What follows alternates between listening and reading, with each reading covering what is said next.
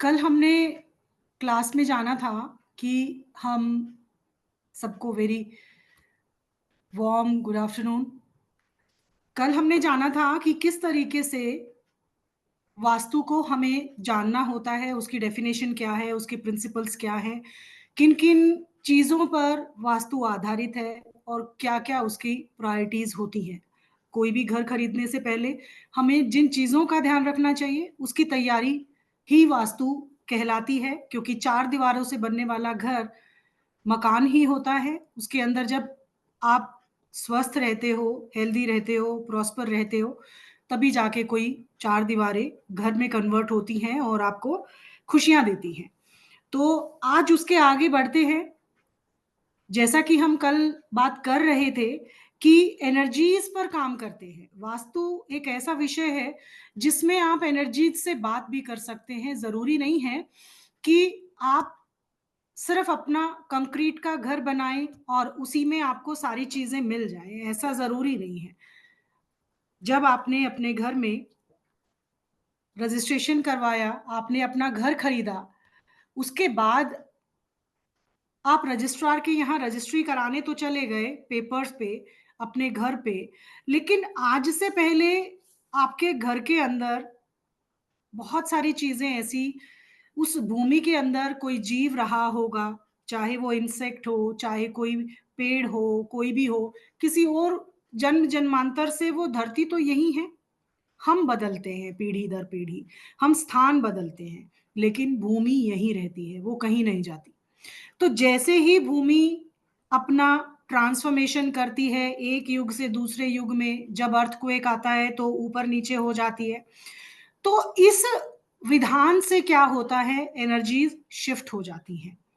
यानी कि बहुत सारे जानवर मरते हैं, उनकी एनर्जीज़, बहुत सारे कीट-पतंग कुछ ऐसे मरते हैं, छोटे-छोटे इंसेक्ट्स मरते हैं, उनकी एनर्जीज़ होती हैं। इंसान भी मरते हैं, उनकी भी एनर्जी हो सकती है। तो इन एनर्जीज़ को आप वास्तु एक ऐसा ज़रिया है जिनसे आप उन एनर्जीज़ पर काम करते हो, उन एनर्जीज़ से बात करते हो और उन्हीं एनर्जीज़ से प्रार्थना करते हो कि आपके घर में सुख और समृद्धि को एंटर करवाए। वो हम तरीका ढूँढते हैं कि जियोपैथिकली और कॉस्मिकली हमारे पास 2 ही माध्यम हैं, इन एनर्जीज़ से बात करने के लिए। उसके साथ-साथ अगर आप एक अच्छे वास्तुविद हैं, तो आप इतने सेंसिटिव होने चाहिए कि आप उन एनर्जीज़ को फ़ील कर सकें। इतनी सेंसिटिविटी आपको आनी चाहिए। अब कोई भी भूमि खरीदने से पहले बाकी तैयारी तो हमने कर ली कि भूमि किस तरीके के लेवल की होनी चाहिए। अब इस भूमि को देखना पड़ेगा कि ये कैसी है। लैंड की एनर्जी को टेस्ट करना पड़ेगा।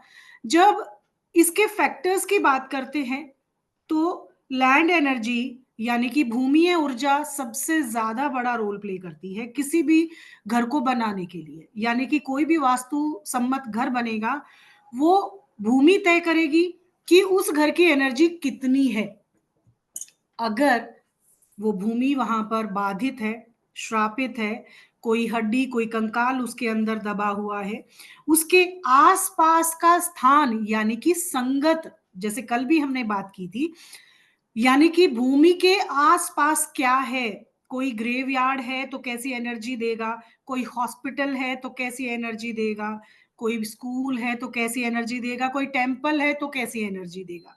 ये सब कुछ आपकी संगत बताता है। यानी कि वो एक छोटा-सा भूमि का टुकड़ा आपको बताना चाहता है कि मेरे आस-पास जो माहौल है, जो एनवायरनमेंट है, जो वातावरण है, मैं वैसा ही रिएक्ट करता हूँ।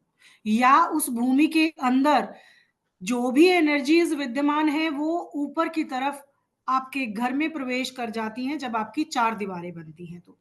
इन 4 दीवारों में जब घर बनना शुरू होता है, तो यही एनर्जीज़ अपना-अपना स्थान ले लेती हैं। देखा होगा आपने, कई बार ऐसा होता है कि आप बहुत अच्छी प्रॉपर्टी परचेज़ करते हो, घर बनाते हो, लेकिन जैसे ही उसके घर में अंदर जाते हो, आपके साथ कुछ न कुछ ऐसा नेगेटिव हो जाता है।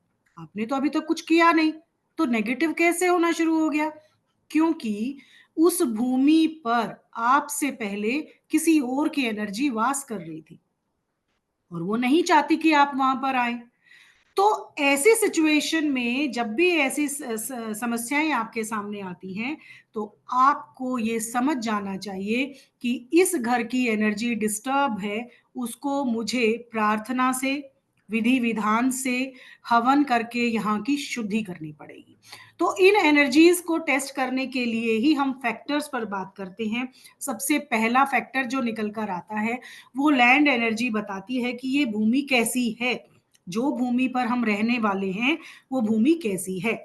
उस भूमि को सबसे पहले टेस्ट करने के लिए आपका स्वर विज्ञान आपकी हेल्प करता है। अगर आप अच्छे स्वर विज्ञान के ज्ञाता बन जाते हो तो किसी भी भूमि पर पैर रखते ही आपका स्वर चेंज हो जाता है। ये स्वर चेंज होना इट्स अ नॉर्मल थिंग, हो सकता है। कौन से तत्व में आ रहा है वो आपके क्वेश्चन का आंसर आपको बता देगा कि ये आपके लिए भूमि योग्य है, फलदायी है, या यहाँ पर आने से आपका नुकसान होने वाला है। तो ये है टेस्टिंग, जो आप अपने स्वर विज्ञान का सहारा लेकर किसी भी भूमि के दहलीज पर खड़े होकर बता सकते हो कि इस भूमि की ऊर्जा कैसी है। सेकंड, अगर टूल कोई आपके पास है, कोई भी डाउजिंग टूल भी ले सकते हो, रॉड्स ले सकते हो, आप पेंडुलम ले सकते हो, ऑरा स्कैनर ले सकते हो। नहीं तो अपने हाथों की एनर्जी ही बहुत होती है, या आप निमित्त ज्ञान का सहारा लेते हुए किसी भी भूमि की एनर्जी को बता सकते हो। जैसे अब ये निमित्त ज्ञान क्या आ गया आपके अकॉर्डिंग? निमित्त ज्ञान होता है आपकी इंट्यूशंस। आप जब घर से निकलते हो, आपको कैसा महसूस होता है? आपको उस भूमि पर जाने से पहले, उस मंजिल तक पहुंचने से पहले रास्ते में आपको क्या-क्या दिखाई देता है? क्या-क्या घटनाएं आपके साथ होती हैं? आपके मन में कैसा महसूस आप करते हो? ये सब कुछ डिसाइड करता है उस भूमि की एनर्जी। क्योंकि जैसे ही आपने वहां की भूमि के बारे में सोचा, वो भूमि आपसे अटैच हो जाती है और आपकी एनर्जी के साथ अलाइन होकर, अगर वो आप नहीं चाहती कि आप वहां पर आकर टेस्टिंग करें और उस भूमि पर रहें, तो कोई ना कोई दोष उत्पन्न हो जाता है। किसी किसी का तो रास्ते में जाते से पहले एक्सीडेंट्स तक हो जाते हैं। ये क्या है? यही एनर्जीज हैं। भूमिये ऊर्जा इतनी स्ट्रॉन्ग पावर होती है उनके पास कि अगर कोई भी साधारण व्यक्ति कोई भी भूमि पे बिना किसी आज्ञा के चला जाता है, तो आने के बाद उसकी हेल्थ खराब हो जाती है, कोई ना कोई दोष उत्पन्न हो जाता है। सब कुछ एनर्जीज ही बताती हैं। अब यहाँ पर जब लैंड एनर्जी की बात करते हैं तो वो भूमि बता देगी आपको स्वर विज्ञान के माध्यम से, निमित्त ज्ञान के माध्यम से। और वहां पर किसी के भी घर की एनर्जी अगर पता करनी हो, तो किसी भी घर के अंदर जाने से पहले उसकी दहलीज पर पैर रखकर खड़े हो जाएं 2 मिनट के लिए और अपने श्वासों पर ध्यान दें, स्वरों पर ध्यान दें, और उससे आपको आइडिया आ जाएगा कि इनके घर का माहौल कैसा है। अगर वाटर एलिमेंट आता है तो बहुत प्रॉस्पर हैं, बहुत ही अच्छे और ओपन माइंडेड लोग हैं, बड़े बिजनेस माइंडेड लोग हैं। अगर वायु तत्व आ जाता है तो इनके घरों में डेफिनेटली कोई नेगेटिव एनर्जी आती है। ये है स्वर विज्ञान से बिना कहीं जाए भी आप अपनी एनर्जीज उस एनर्जी के साथ अलाइन करके क्वेश्चंस के आंसर निकाल सकते हो। तो यहाँ पर लैंड एनर्जी हम बात कर चुके हैं, क्योंकि जब भी कहीं पर आपने निकलना है, किसी भी घर की एनर्जी हो या प्लॉट की एनर्जी हो, किसी प्रॉपर्टी की एनर्जी हो, कभी भी आपको बिना नॉक करे, बिना उसकी परमिशन लिए, बिना उसकी आज्ञा लिए उसमें प्रवेश नहीं करना चाहिए। ये आपने निमित्त ज्ञान से सीखा है। निमित्त ज्ञान और भी बहुत सारी चीजें आपको सिखाता है कि जब भी आप घर से निकल रहे हैं, अगर फीमेल है तो उसका लेफ्ट हैंड साइड जितना भी बॉडी पार्ट है नेवल एरिया से ऊपर, अगर उसको कोई सेंसेशन होती है, कोई खुजली होती है, कोई ऐसा सडन कोई एक इंसिडेंट उनके साथ होता है उसके लेफ्ट बॉडी पार्ट पर, तो उनके लिए पॉजिटिव साइन होता है।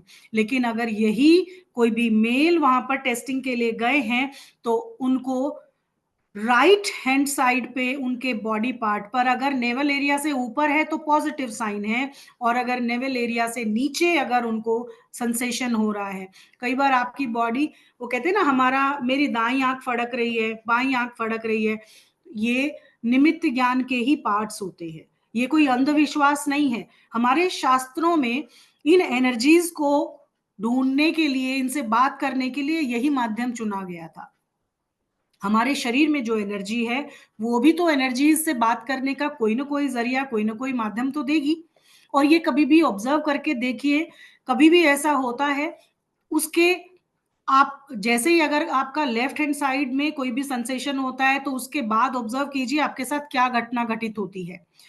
फीमेल है तो, और अगर मेल है तो राइट साइड में अगर आपका बॉडी रिएक्शन कुछ होता है तो उसके आफ्टर इफेक्ट्स जानने की कोशिश कर दिए, जिससे कि आपको ये पता चल जाए फ्यूचर में अगर कुछ ऐसा हो तो आपको पहले ही पता चल जाए मेरे साथ क्या होने वाला है। तो निमित्त ज्ञान अपने आप में बहुत बड़ी एक गाइडेंस है, एक गाइड बुक है, आपको एनर्जी से बात करवाती है और पहले ही आपको पता चल जाता है आपके साथ क्या होने वाला है। नेक्स्ट टॉपिक की बात करें तो ट्रोपोग्राफी। अब ये ट्रोपोग्राफी क्या है? आप उसी भूमि पर खड़े हो जिसकी आपने अभी एनर्जी टेस्ट की। एनर्जी टेस्ट करने से पहले आपने देखा कि ये कोई प्लॉट है, ये इसकी एंट्रेंस है, यहां पर खड़े होते ही, इससे बाहर ही खड़े होके पहले आपको कभी भी किसी भी जगह पे, ये मैं आपको एक की दे रही हूं, आप सभी जितने भी लिसनर्स हैं आज क्लास के अंदर, आप किसी का वास्तु करते हैं या किसी इवन होटल्स में भी जाते हैं तो पहले नॉक करके आप उन एनर्जी से परमिशन लेने की आदत डालिए, ताकि आपके ऊपर कोई भी वो एनर्जी हिट ना कर सके, कोई भी दोष ना कर सके। उनसे, उनको बताइए आप किस पर्पज से आए हो, यहाँ परमानेंट रुकने नहीं आए हो। तो ये आज्ञा लेना और ये उनसे बात करना आपके लिए बहुत इजी गोइंग सिचुएशन क्रिएट कर देगा, आपको कोई हार्म नहीं होगा। तो और कोई भी जब ऑकल्ट प्रैक्टिशनर है उसके लिए तो बहुत जरूरी हो जाती हैं ये चीजें। अब जब ट्रोपोग्राफी की बात करते हैं, वास्तु में एक सिद्धांत है कि हमेशा साउथ, अगर इसको नॉर्थ और इसको ईस्ट माने, ये साउथ है और ये वेस्ट है, सपोज करते हैं। अब अगर हम इस प्लॉट में ट्रोपोग्राफी की अगर बात करें कि कहाँ पर गड्ढे होने चाहिए, कहाँ पर स्लोप होना चाहिए, कहाँ पर रेज्ड होना चाहिए, कहाँ पर हाइटेड होना चाहिए, उस प्लेस के बारे में बताता है, जिसको ट्रोपोग्राफी टोपोग्राफी कहते हैं। ये लैंग्वेज भी आना चाहिए, वास्तु की लैंग्वेज होती है अपनी। तो हमारा सिद्धांत हमें हमेशा कहता है, जैसे कि हमने कल की क्लास में पढ़ा था, हमेशा सारी एनर्जी का फ्लो टूवर्ड्स नॉर्थ या नॉर्थ ईस्ट ही होता है, क्योंकि यहाँ पर शिव और शक्ति का स्थान माना गया है, और ईस्टर्न में भी स्लोप होना बहुत ही पॉजिटिव माना गया है। क्यों? क्योंकि सूर्य की एनर्जी है। तो सबसे ऑस्पिशियस जगह अगर माने आपके प्लॉट में, तो एक नॉर्मल कोई भी अगर क्रिएशन आप करते हैं किसी भी खाली प्लॉट पर अपना घर बनाने के लिए, तो हमेशा ये कोशिश करिएगा कि आपका जो झुकाव है वो हमेशा स्लोप शुड बी नॉर्दर्न और ईस्टर्न पार्ट होना चाहिए। और अगर रेज्ड करना है, हाइटेड करना है, हैवी करना है, तो आपका साउथ ईस्ट से लेकर वेस्ट तक, नॉर्थ वेस्ट तक का एरिया आप बेशक हैवी कर सकते हो। तो अब हमने इसमें ये सीखा कि अगर इसके ऑपोजिट कोई चीज हमारे सामने आ जाती है, जैसे प्रिंसिपल को नहीं छोड़ना, हमने हमारे प्रिंसिपल बता रहे हैं आपको इधर से यहाँ तक रेज्ड हैवी, और यहाँ पर अपना कंस्ट्रक्शन करना चाहिए। आपको अगर ओपन एरिया छोड़ना है तो नॉर्दर्न को छोड़िए, ईस्टर्न को छोड़िए। आपका अगर एंट्री नॉर्थ या ईस्ट में है तो फिर तो पॉसिबल ही नहीं है, लेकिन अगर साउथ की एंट्री है, वेस्ट की एंट्री है, तो पॉसिबल नहीं है इसको छोड़ना। तो इस तरीके के क्रिएशन किए जा सकते हैं। आपको ये रूट पता होनी चाहिए कि इसका बेसिक क्या है। जब भी हम इस तरीके के घर की संरचना करते हैं तो ऑटोमेटिकली आधा वास्तु दोष समाप्त हो जाता है, क्योंकि हमने बेसिक सिद्धांत को फॉलो किया। और अगर लो लाइनिंग है या गड्ढा करना है, गड्ढा हमेशा नॉर्थ में हो सकता है, ईस्ट में हो सकता है, ईस्ट साउथ ईस्ट तक गड्ढा किया जा सकता है। नॉर्थ वेस्ट यानी कि N1 से लेकर और E6 तक आप गड्ढा कर सकते हो, कोई मनाही नहीं है। लेकिन अगर इसी का ही वाइस वर्सा आपने उल्टा कर दिया, तो इधर गड्ढा हो गया साउथ वेस्ट में, साउथ में हो गया, साउथ ईस्ट में हो गया, इधर हो गया, इधर हो गया, तो क्या हुआ? आपने प्रिंसिपल के अगेंस्ट काम किया। प्रिंसिपल क्या है? प्रकृति के अगेंस्ट, नेचर के अगेंस्ट आप काम करोगे तो उसके नुकसान आपको देखने को मिलेंगे। सिंपल सा प्रिंसिपल है।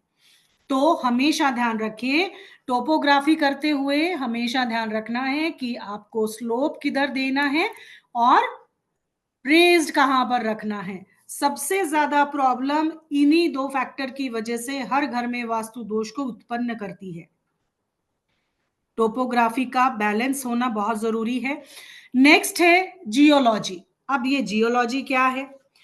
जियोलॉजी का मतलब है जो आपकी धरती है, भूमि है, वो उसकी मिट्टी कैसी है, सॉइल कैसी है, उसकी गंध कहती है। पता है, मिट्टी का भी अपना स्वाद होता है, टेस्ट होता है, कलर होता है, उसकी अगर उछालो तो उसकी साउंड होती है, क्योंकि उसमें भी 5 एलिमेंट्स है ना।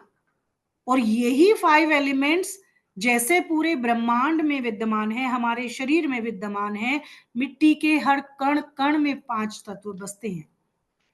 तो कोई भी संरचना जो इस धरती पर है, उन सब में 5 तत्व हैं।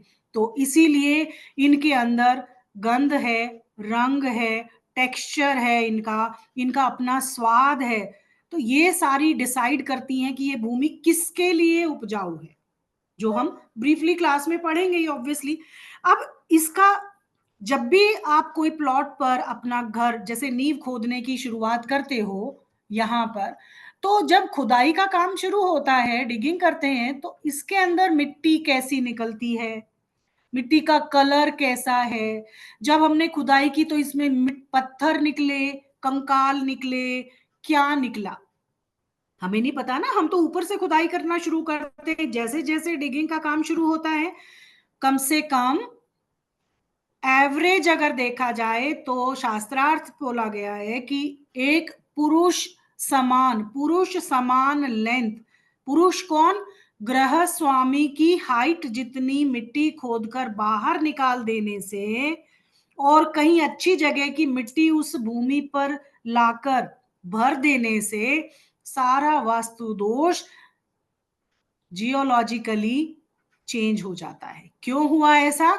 उस भूमि ने, उस पॉजिटिव भूमि ने, मिट्टी ने इस जगह को पवित्र कर दिया और इसकी केमिस्ट्री को चेंज कर दिया, क्योंकि उसके कुछ गुण थे और इसके कुछ गुण थे। क्योंकि 9 फीट अगर आप खोद के अपना कंस्ट्रक्शन करते हो तो उसके बाद सारा दोष निकल जाता है। अगर आप अपना कोई भूमि बना रहे हो, कोई कंस्ट्रक्शन कर रहे हो, प्रॉपर्टी, जैसे प्रॉपर्टी बिल्डर वाल का काम होता है पूरी पूरी बड़ी बिल्डिंग बनाना, अगर वो ग्राउंड लेवल पर ही ये सारी चीजों का ध्यान रख लें तो उनकी बिल्डिंग बहुत ही अच्छे दामों पर बिकती है, बहुत फेमस होती है, कोई भी इंसिडेंट्स नहीं होते फ्यूचर में बनने के बाद। वहां पर कंस्ट्रक्शन प्रॉपर होता है, लेबर परेशान नहीं करता और उनको अच्छे दाम में उनके फ्लैट्स और प्रॉपर्टी बिक जाती है। सिर्फ एकमात्र क्या किया हमने? सिर्फ सॉइल को चेंज किया, जियोलॉजिकली हमने उसकी केमिस्ट्री को चेंज कर दिया, सिर्फ इतना किया। तो देखिए उसके फायदे कितने हैं। इसीलिए कभी भी शुरुआत करो तो ग्राउंड जीरो पर ही काम करने की आदत बनाइए। यहां पर दूसरी अगर बात करें तो बहुत तरह की मिट्टी होती है। मिट्टी की गंध भी बताती है कि ये भूमि आपके लिए योग्य है कि नहीं है। जैसे रेड मिट्टी जो होती है हमेशा बिजनेसमैन के लिए बड़ी अच्छी होती है। अगर रेड कलर की मिट्टी अगर आप खुदाई करते हो और उसमें से निकलती है तो बहुत अच्छी है, पॉजिटिव साइन दे रही है आपको। यहाँ पर भी आपको स्वर विज्ञान और निमित्त ज्ञान की जरूरत पड़ती है। खुदाई के समय पे आपको क्या मिलता है? कंकाल मिलता है, दुर्गंध आती है, तो निमित्त ज्ञान क्या बोल रहा है? निमित्त ज्ञान ये बोल रहा है कि ये जो एनर्जी है यहाँ की अच्छी नहीं है, आपको कुछ करना पड़ेगा इसके बाद, तभी तो शुद्धि हवन करते हैं हम लोग। तो जियोलॉजिकली उसकी केमिस्ट्री चेंज करने के लिए एक पुरुष मिट्टी का प्रावधान है, बट आजकल पॉसिबल नहीं है, इतनी मिट्टी लाएंगे कहां से भरने को?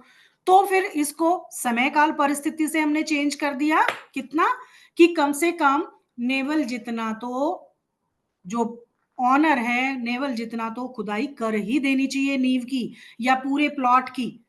उसके बाद अगर उतना भी पॉसिबल नहीं है तो गृह स्वामी के नीज तक मिट्टी खोद कर उसमें वापस भर देने से अच्छी जगह की मिट्टी, और बोला जाता है सप्त मृदा। सप्त मृदा मतलब 7 प्रकार की मिट्टी अगर इसमें डाल दी जाती है थोड़ी थोड़ी, अगर पूरी में नहीं डाल पा रहे तो चारों कॉर्नर में गड्ढे करके उनमें अगर वो फिल कर दिया जाती है मिट्टी, अच्छी जगह की मिट्टी, तो एनर्जी बैलेंस हो जाती है, वहां की केमिस्ट्री चेंज हो जाती है और पॉजिटिव रिजल्ट आना शुरू हो जाते हैं। अब नेक्स्ट टॉपिक है दैट इज एग्जिस्टिंग वास्तु। अब ये एग्जिस्टिंग वास्तु क्या है? जैसे कि हम कल से ही बात कर रहे हैं, संगत। जैसे हम किसी अच्छी संगत में रहते तो अच्छा प्रभाव पड़ता है, बुरी संगत में रहते तो बुरा प्रभाव पड़ता है। ऐसे ही एक एग्जांपल देती हूँ, रिसेंटली मैंने भी एक किसी बुजुर्ग का रील देख के ही बताया, बट अच्छा है ये सबको नॉलेज होना चाहिए। वो कहते हैं कि अगर आपका प्लॉट, सपोज करे मेरे पास एक प्लॉट है और आज उसकी वैल्यू बहुत अच्छी है, लेकिन उसको गवर्नमेंट ने एक्वायर कर लिया और अगले दिन ही वहां पर ग्रेवयार्ड बनाने के लिए सैंक्शन कर दिया, तो मेरी जो करोड़ों की प्रॉपर्टी थी आज उसकी वैल्यू कितनी रह गई? क्या वही वैल्यू रहेगी अगर उसके साथ में या उसी के ऊपर अगर उसके बगल वाले प्लॉट पे अगर शमशान घाट बन जाए तो उसकी वैल्यू कितनी हुई? जीरो हो गई ना। अगर मेरे इसी प्लॉट के पास में शाहरुख खान का घर बन जाए या पीएम मोदी का प्लॉट बन जाए तो उसकी कीमत कितनी हो जाएगी?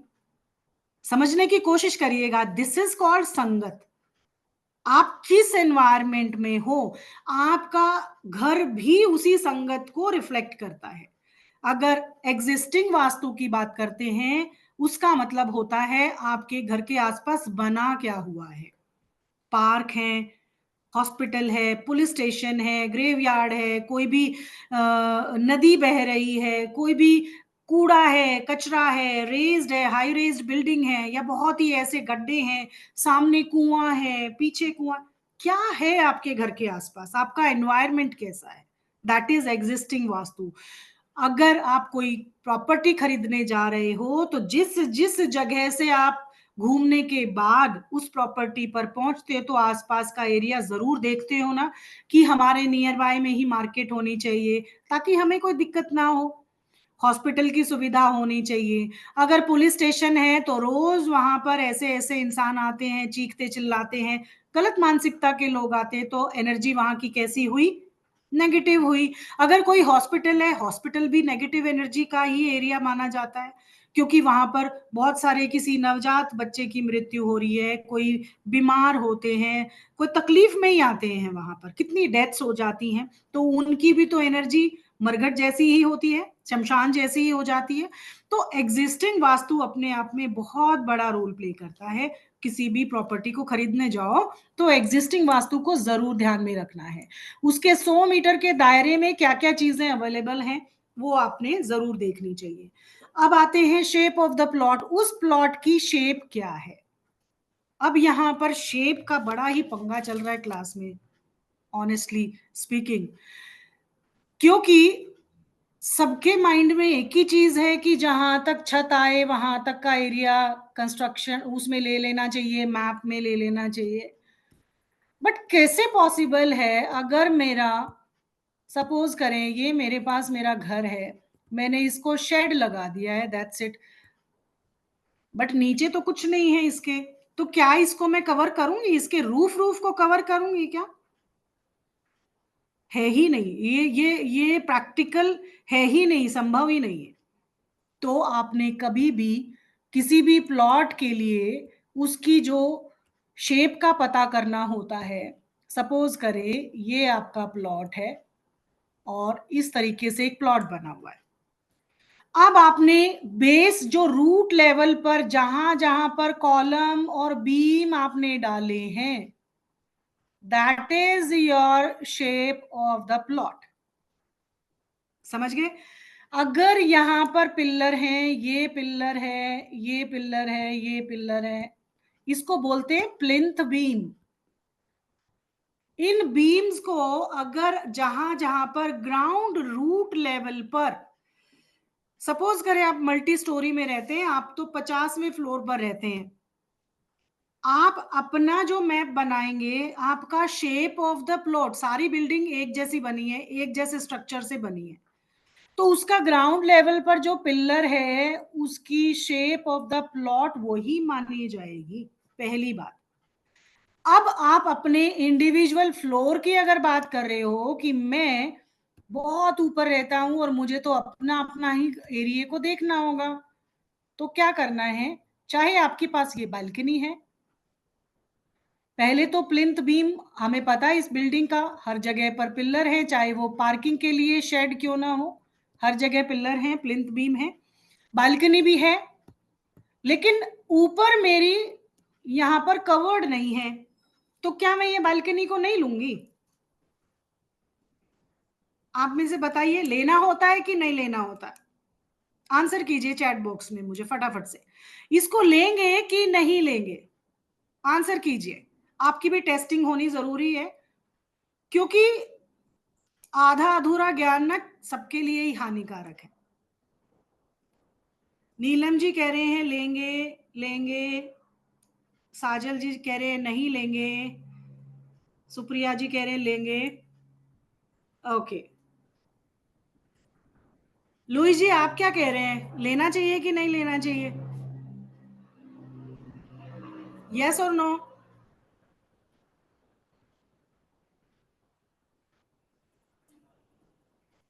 कैमरास तो ऑन कीजिए आप सभी, तभी बात करेंगे।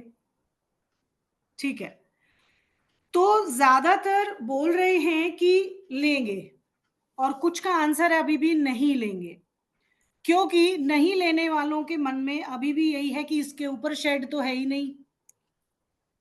ऐसा कभी नहीं होता, कभी भी, चाहे आपका कंस्ट्रक्टेड प्लॉट हो, उसकी बिल्डिंग में जहां पर प्लिंथ बीम आ गया,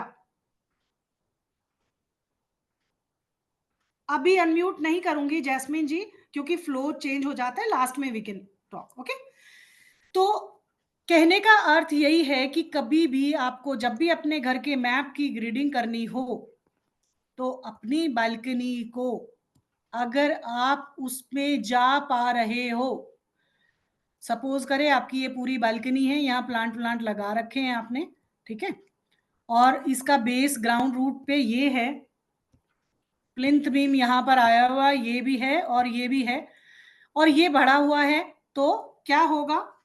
जितने प्लिंथ बीम है वो सारा एरिया तो आएगा ही, साथ में ये बालकनी में जहां पर आप इजीएस्ट वे से जा पा रहे हो, चल पा रहे हो, वो सारा एरिया कवर किया जाता है।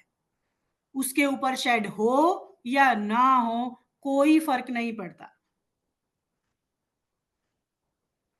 वही मैं बोल रही हूं कि अगर बालकनी है, नीचे यहां तक तो इतनी तो उसका कोई पिल्लर तो होगा ना, प्लिंथ बीम तो होगा ना उसका, जिसके ऊपर बालकनी निकली।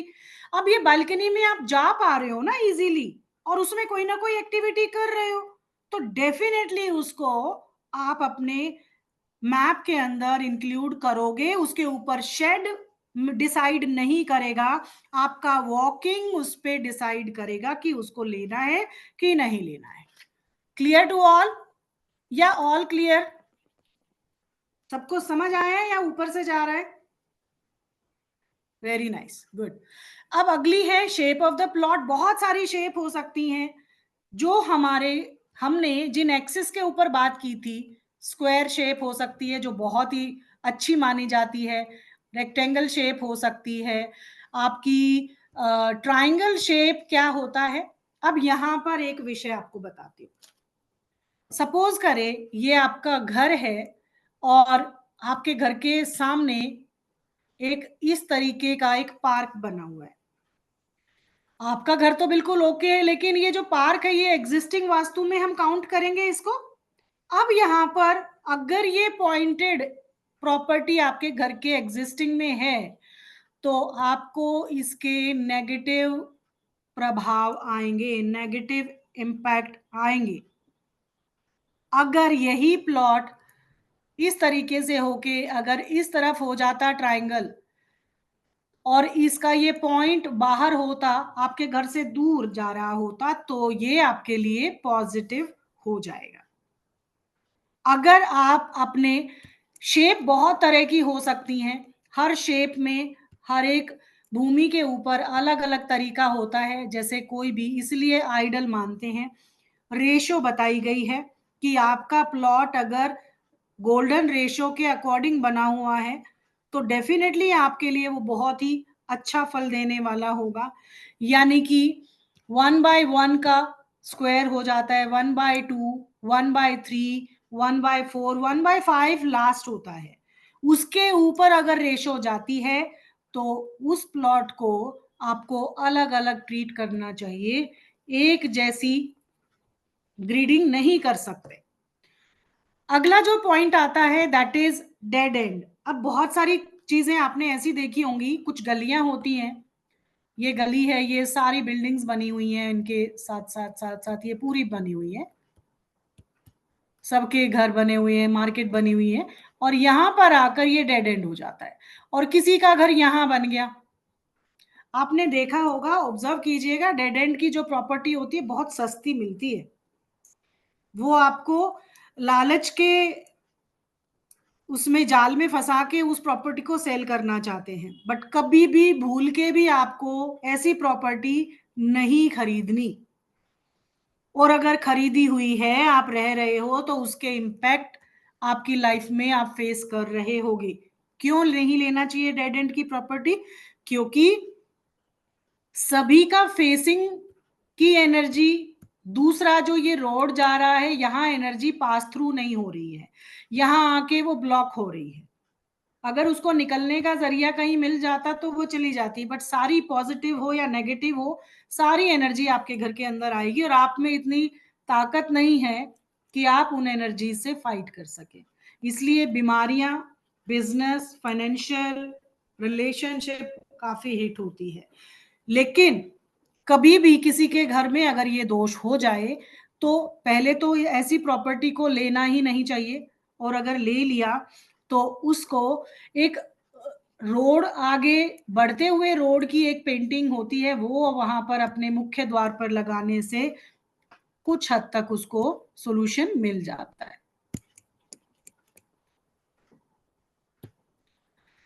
अब यहां पर चलते हैं, लैंड एनर्जी की बात जब हम कर ही रहे हैं तो यहां पर स्टार्टिंग से ही मैं बता रही हूँ, जियोपैथिक एनर्जी और कॉस्मिक एनर्जी जो होती हैं वो ही लैंड एनर्जी की गुणवत्ता को बताती हैं कि वो भूमि कैसी है।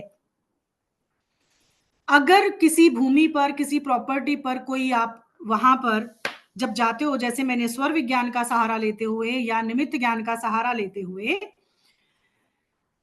आपसे ये बताया कि उस भूमि में जाने के बाद आपको आज्ञा लेनी चाहिए, क्योंकि उस भूमि के अंदर पहले कुछ एनर्जीज रह रही होती हैं जिससे कि वो डिसाइड करेंगे कि आप उस घर में एंटर करो या ना करो। सपोज किसी घर में किसी ने सुसाइड किया हुआ है, तो हमें नहीं पता वो किस सर्कमस्टांसेस में उसने ये कदम उठाया, हो सकता है उसकी आत्मा वहां पर हो। लेकिन और भी, जैसे कि हमने बात की कि समय के साथ साथ भूमि जो है उलट पलट जाती है, कभी भूकंप आता है, कभी बाढ़ आती है, कभी हम एक स्थान से दूसरे स्थान पर जाते हैं, किसी स्टेट को चेंज करते हैं, तो हर जगह की जहां पर वो भूमि वही थी, लेकिन सदियों से व्यक्ति और उसमें रहने वाली प्रजातियां बदलती जाती हैं। तो किस मानसिकता के साथ वो लोग रहे, जानवर रहे, मरने के बाद उनकी हड्डियां वहां चली गई। तो वैदिक शास्त्रों में ये कहा गया है कि खाल, बाल और नाल, ये 3 शब्द बताए गए। खाल मतलब स्किन और बाल मतलब हेयर्स और नाल मतलब नेल्स आपके अगर कहीं पर गड़े हुए रह सकते हैं तो ये कभी भी खत्म नहीं होते हैं। वो अपनी एनर्जीज, डीएनए टेस्टिंग होती है ना किसी के बाल से भी, जो ये रिसर्च करते रहते हैं तो एक बाल से भी व्यक्ति का पता लगाया जा सकता है, दैट इज डीएनए। तो इससे पता चलता है कि उस व्यक्ति की एनर्जी इन चीजों में होती है, जिससे कि पता लगाया जा सकता है कि भूमि में नेगेटिविटी है कि नहीं है। और लैंड एनर्जी अगर बाधित है, श्रापित है, कोई और बीमार है, उसके अंदर कोई तत्व गड़ा हुआ है, किसी की नजर है, किसी ने किया कराया कुछ डाला हुआ है, तो भी आपकी वो एनर्जी प्रॉब्लम क्रिएट करती है। ऐसी कंडीशन में हम वास्तु रजिस्ट्री का सहारा लेते हैं। वास्तु रजिस्ट्री एक ऐसी विद्या है जो इन नेगेटिव एनर्जी को नारियल के थ्रू रिचुअल किया जाता है, एक प्रोसेस किया जाता है। इन एनर्जीज को उसके अंदर बुलाने के बाद इनको विसर्जित करते हैं या नियत स्थान पर जहां पर वो जाना चाहें उनको स्थापित करने की विधि होती है। लेकिन थोड़ी सी उसके प्रोटोकॉल्स हैं, थोड़ी विधियां हैं, थोड़ा तरीका है। बिना उसके जाने हर कोई उस विधि को नहीं कर सकता। बट ऐसा नहीं है कि हम अपने घर को खुद से शुद्ध नहीं कर सकते, ऑब्वियसली कर सकते हैं। सिर्फ ये है कि आपकी डेडिकेशन, आपका वो भाव, जैसे कि मैंने बताया था 4 पिलर होते हैं, तो भाव से किया हुआ कोई भी काम आपका उन एनर्जीज को भी अपना बना सकता है। और वो एनर्जीज आपसे बात करती हैं और आपको पता कैसे चलता है? निमित्त ज्ञान से।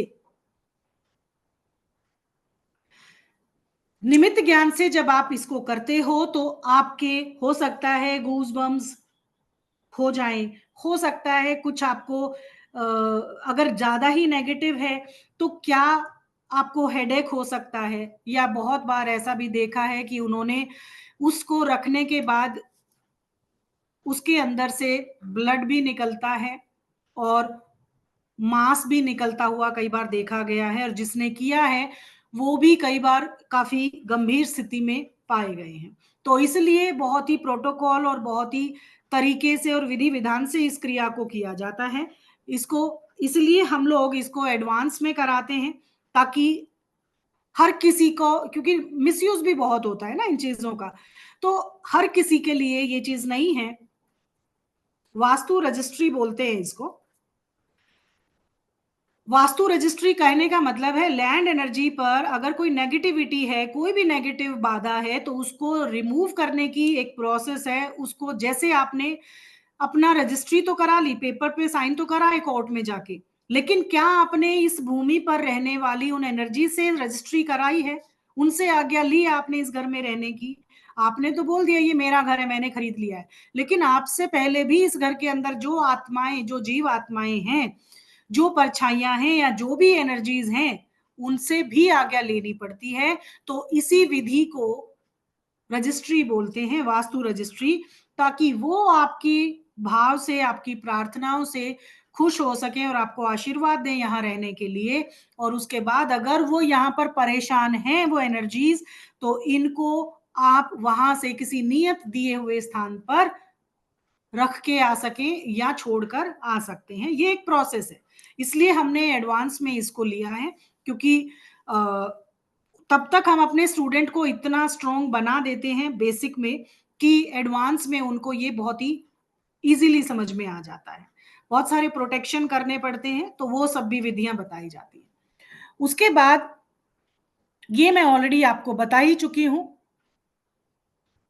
जियोग्राफी, जियोलॉजी भी हो गया है, एग्जिस्टिंग वास्तु भी हो गया है, शेप हो गया है। हाँ, शेप में और एक बात कर लेते हैं कि आपका कट और एक्सटेंडेड कौन सा पोर्शन है।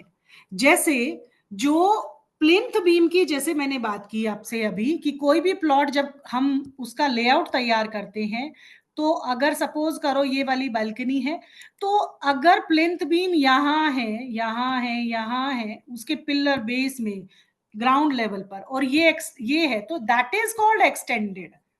लेकिन ऐसा नहीं करेंगे कि उसको लेंगे नहीं हम, इट इज कॉल्ड एक्सटेंडेड। और अगर इसी के ही साथ में इसको देखा जाए, हम ग्राफिक करते हैं, लेकिन हमारे प्लॉट की शेप तो इक्वल है, हुई कि नहीं हुई? हमारे प्लॉट की शेप इक्वल है, लेकिन अगर ये बढ़ा हुआ है तो इसको एक्सटेंडेड बोलेंगे। और अगर प्लिंथ बीम ही ऐसे बने हुए हैं, यहां पर भी है, यहां पर भी है, लेकिन ये हिस्सा कटा हुआ है, that is called cut area. और जब कट और एक्सटेंडेड की बात करते हैं तो इनकी भी विधियां होती हैं।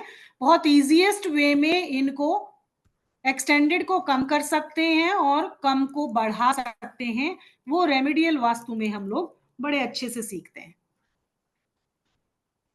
डेड एंड का जैसे मैंने आपको बता ही दिया है। लैंड एनर्जी पर अभी मैंने आपसे बात की है। शकुन शास्त्र ऑलरेडी मैं बता चुकी हूं कि जैसे ही आप अपने घर से निकलते हो किसी प्रॉपर्टी को एग्जामिन करने के लिए, सबसे पहले उठते ही तो आपको स्वर के अकॉर्डिंग ध्यान रखना है। उस दिन का उस तिथि में कौन सा स्वर आना चाहिए, अगर वही स्वर आ रहा है दैट इज ओके। अगर ऑपोजिट स्वर आए तो समझ लीजिएगा आपके काम में कुछ बाधा आने वाली है। सेकेंड, उसका निमित्त ज्ञान यहां से शुरू हो जाता है जब आप अपने घर से निकलते हो, तब आपका कौन सा स्वर है और उसके निकलने के जस्ट बाद आपको क्या दिखाई देता है। कोई मंदिर की घंटी सुनाई देती है, शंख की आवाज सुनाई देती है, ढोल नगाड़े बजने की आवाजें सुनाई देती हैं, दैट इज पॉजिटिव साइन। और अगर उसी के उल्टे कुत्ते भौंकने की आवाज सुनाई देती है, लड़ाई झगड़े की आवाज सुनाई देती है, कोई एम्बुलेंस के सायरन सुनाई देते हैं, दैट इज नेगेटिव शकुन। तो ये निमित्त ज्ञान में बताया गया है कि ये वहां तक पहुंचने से पहले ही आपको बता देते हैं कि आपके साथ वो एनर्जी क्या करने वाली है। अब क्या कोई मेथड ऐसा हो सकता है कि इन एनर्जी की टेस्टिंग भी हम कर सकते हैं? बहुत सारी टेस्टिंग है। किसी भी घर में जाके, इवन जरूरी नहीं है आप नए प्लॉट की बात करें, आपके पास आपका बना हुआ मल्टी स्टोरी बिल्डिंग में आप रहते हो, तो वहां की टेस्टिंग कैसे करेंगे? उसकी टेस्टिंग के लिए बहुत सारी चीजें हैं। जैसे किसी नए प्लॉट पे आप काम करने जाते हो, उसकी खुदाई करते हो, उसकी चोट लग जाना तो नेगेटिव साइन है कि जरूर वहां कोई ना कोई एनर्जी ऐसी है जो आपको रोक रही है और बता रही है कि यहां काम मत करो आप, ये जगह हमारी है, हम इसको नहीं देंगे। अगर आपके मेल है, अगर राइट नेवल एरिया से ऊपर बॉडी पार्ट पे खुजली हो रही है, दैट इज पॉजिटिव साइन। और अगर लोअर बॉडी पे खुजली हो रही है तो नेगेटिव साइन। अगर इसी में ही फीमेल के अपर बॉडी पार्ट पर खुजली हो रही है तो पॉजिटिव, लोअर पार्ट पे हो रही है तो नेगेटिव। ऐसे ही किसी की आंख फड़कना लेफ्ट और राइट हमेशा ही रहेगा, बट यहां पर भी आपके एक्सपीरियंस पे बेस्ड होनी चाहिए। डिपेंड करता है कि हो सकता है किसी किसी का लेफ्ट मेल का अच्छा हो सकता है और राइट फीमेल का अच्छा हो सकता है। जैसे मैं खुद का ही एग्जांपल लूं तो मेरा मेरा राइट जो बॉडी पार्ट है वो मेरे लिए पॉजिटिव साइन देता है। अगर मैं नेगेटिव देखूं तो अगर लेफ्ट बॉडी पार्ट अगर कुछ सेंसेशन होता है तो मेरे लिए वो नेगेटिव होता है। तो कई बार आपका खुद का ऑब्जर्वेशन भी यहां पर आपको देखना चाहिए। ठीक है। और उसके बाद काला रंग, जैसे घर से निकले तो काला रंग एकदम से दिखाई देना, काले रंग का कुत्ता अगर बहुत जोर जोर से आपको आपके ऊपर काटने दौड़े या भौंकने लगे तो भी नेगेटिव साइन है। कोई भी टूटा हुआ सामान दिख जाए तो भी नेगेटिव साइन है कि आप जिस एनर्जी के पास जा रहे हो वो आपको नहीं चाहती कि आप वहां पर काम करें। अब दूसरा कोई टेस्टिंग कर सकते हो। आप कह रहे हो कि आप फ्लैट्स में रहते हो, कंसल्टेंट के लिए कंसल्ट आप जा रहे हो ना, आप वास्तुवेद हो तो किसी की घर की एनर्जी चेक करने आप जाओगे, गृह स्वामी थोड़ी जाएगा। ठीक है। वाटर मूवमेंट मेथड होता है। अगर आप आज ही इसको टेस्ट करिएगा, कल मुझे आंसर करिएगा क्लास में। ठीक है। एक मिट्टी का पात्र ले लेना है आपने और उसमें शुद्ध जल भरना है, आरओ का पानी ले सकते हो, कोई प्रॉब्लम नहीं है। इस पानी को आपने अपने घर के साउथ ईस्ट कॉर्नर में रखना है, नहीं तो आप इसको ईस्ट में रख सकते हो या नॉर्थ ईस्ट में रख के भी टेस्टिंग कर सकते हो। अब क्या होगा, इस पात्र को रखिए और ऊपर से पानी डालिए इसके अंदर, जैसे ही आप पानी डालेंगे, पानी डालते हुए आपको बोलना है मंत्र वम वम वम वम वम वम वम वम वम वम वम वम वम वम वम करते हुए, इस मंत्र को बोलते हुए पानी को डालिए जितना आपके पास पात्र में पानी है। उस पानी की रोटेशन को आपने देखना है। अगर क्लॉकवाइज वो पानी घूम रहा है, बबल्स उसमें आ रहे हैं और वो एकदम से फूट रहे हैं, और क्लॉकवाइज आपका वाटर मूवमेंट है, that is your house energy is perfect. अगर यही ऑपोजिट, अगर आपके घर का जो ये वाटर फ्लो है, अगर ये एंटी क्लॉकवाइज घूमने शुरू हो जाए, तो समझ लीजिएगा कोई डिस्टरबेंस आपके घर के अंदर है। ये फर्स्ट टेस्टिंग मेथड हो। बहुत सारे टेस्टिंग मेथड है, एक नहीं है, बहुत सारे होते हैं। फ्रेग्रेंस मेथड होता है। अगर आप अपने घर में हवन करते हो, सामग्री से हवन करते हो, घी से हवन करते हो और सामग्री मिलाकर कोई हवन करते हो धूप से, अगर उसकी फ्रेग्रेंस, जो कच्ची धूप है, जैसे अभी मेरे पास घी में मिली हुई वो सामग्री धूप है, वो उसकी फ्रेग्रेंस आपको चेक करिए पहले। कच्ची धूप जो अभी जलाई नहीं हमने, उससे पहले आप उसको चेक करिए। अगर उसकी फ्रेग्रेंस जो अभी है, फिर उसको आप बर्न कीजिए कंडे पर। गाय, देसी गाय का कंडा गैस पे रेड कर लीजिए, बिल्कुल उसको वो कर लीजिए, जला लीजिए। उस पे वो डाल दीजिए थोड़ी सी सामग्री को, उसकी फ्रेग्रेंस को टेस्ट करिए।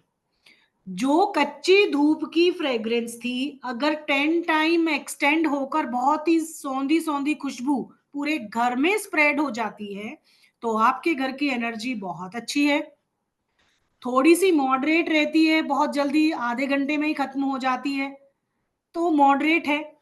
और अगर वो फ्रेग्रेंस, कच्ची धूप से फ्रेग्रेंस एकदम से दुर्गंध में बदल जाती है हवन करते ही, तो समझ लीजिए आपके घर में कोई ना कोई एनर्जी स्टक है, और ये एनर्जी नेगेटिव एनर्जी होगी। तो उसके लिए भी ये निमित्त ज्ञान है, टेस्टिंग मेथड्स हैं। आपको अगर टेस्टिंग मेथड्स और भी जानने हैं तो यूट्यूब पे मेरी टेस्टिंग की एक वीडियो है, आप उसको बखूबी देख सकते हैं। उसमें बहुत सारे मेथड्स पे हमने चर्चा की है, उसको देख के आप अपने घर की टेस्टिंग्स कर सकते हो।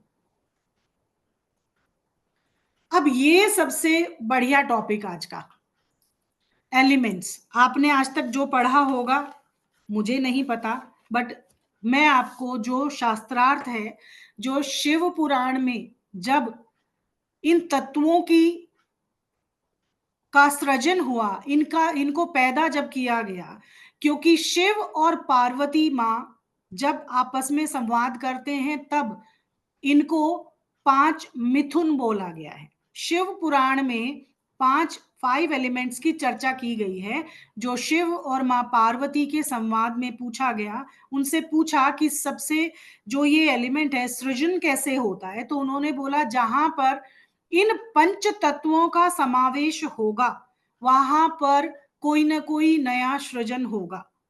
सृजनकर्ता ब्रह्मा जी हैं, और हमारा ब्रह्मा एनर्जी वास्तु में सबसे ऊपर होते हैं। उन्हीं की एनर्जी से पूरा घर एनर्जाइज होता है। तो यहां पर एलिमेंट की जब बात करते हैं, छोटे घरों में जिनके 1000 स्क्वायर फीट से कम के एरिया के घर होते हैं, उनके घरों में आपको 16 दिशाओं की मार्किंग करने की जरूरत ही नहीं होती।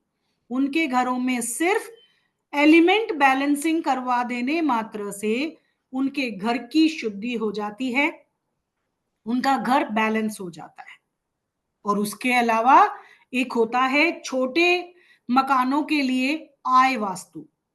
आय वास्तु हमारा एडवांस का पार्ट है, लेकिन अगर एलिमेंट की अगर बात करें और आय वास्तु की बात करें, तो ये दोनों के दोनों विद्याएं स्मॉल हाउसेस में 100% काम करती हैं।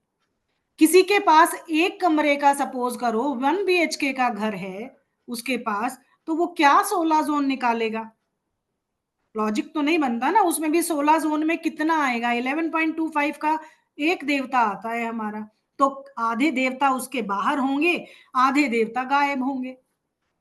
तो इसीलिए एलिमेंट्स को बनाया गया और उन्हीं को वास्तु में शामिल किया गया। ये एलिमेंट्स हमारे सभी के शरीर में मौजूद हैं, स्वर विज्ञान में मौजूद हैं। शिव सर्वोदय में इन्हीं एलिमेंट पे ही बात करते हुए आपके लाइफ के सारे डिसीजंस हैं, सारी बातें हैं, सब क्वेश्चंस के आंसर हैं। यही वो 5 तत्व हैं जो किसी की संरचना में अपना संपूर्ण योगदान देते हैं, किसी का जन्म करवाते हैं, और इनमें से एक भी अगर मिसिंग हो जाए तो उसी चीज की प्रॉब्लम क्रिएट हो जाती है। सिंपल सी बात है। बहुत सारे यही 5 तत्व होते हैं। आकाश, यानी कि जिसको आई वास्तु नहीं होता, आय वास्तु होता है। आय vastu that is a calculation, mathematics in vastu, एक काइंड ऑफ कैलकुलेशन होती है। उसी के अकॉर्डिंग अगर छोटा बड़ा करना है, चाहे आपका टॉयलेट किचन कोई रॉन्ग पद पर भी बन जाए तो उसको डिमोलिश करने की जरूरत नहीं होती है। कैलकुलेशन से हम उसकी एरिया को स्मॉल और बिग करके उसको ठीक कर सकते हैं। आय वास्तु इतना जबरदस्त साइंस है। तो कैलकुलेशन है, मैथमेटिक्स है वास्तु का, वो उसके लिए भी बड़े ही सूत्र होते हैं। तो वो एडवांस का इसीलिए है क्योंकि बेस जिसका क्लियर है वो बहुत इजीली रेजोनेट कर पाते हैं। अब यहां पर एलिमेंट की जब हम बात कर रहे हैं, सबको पता है क्योंकि फेंगशुई वास्तु सबके डीएनए में है। आपके स्पेस,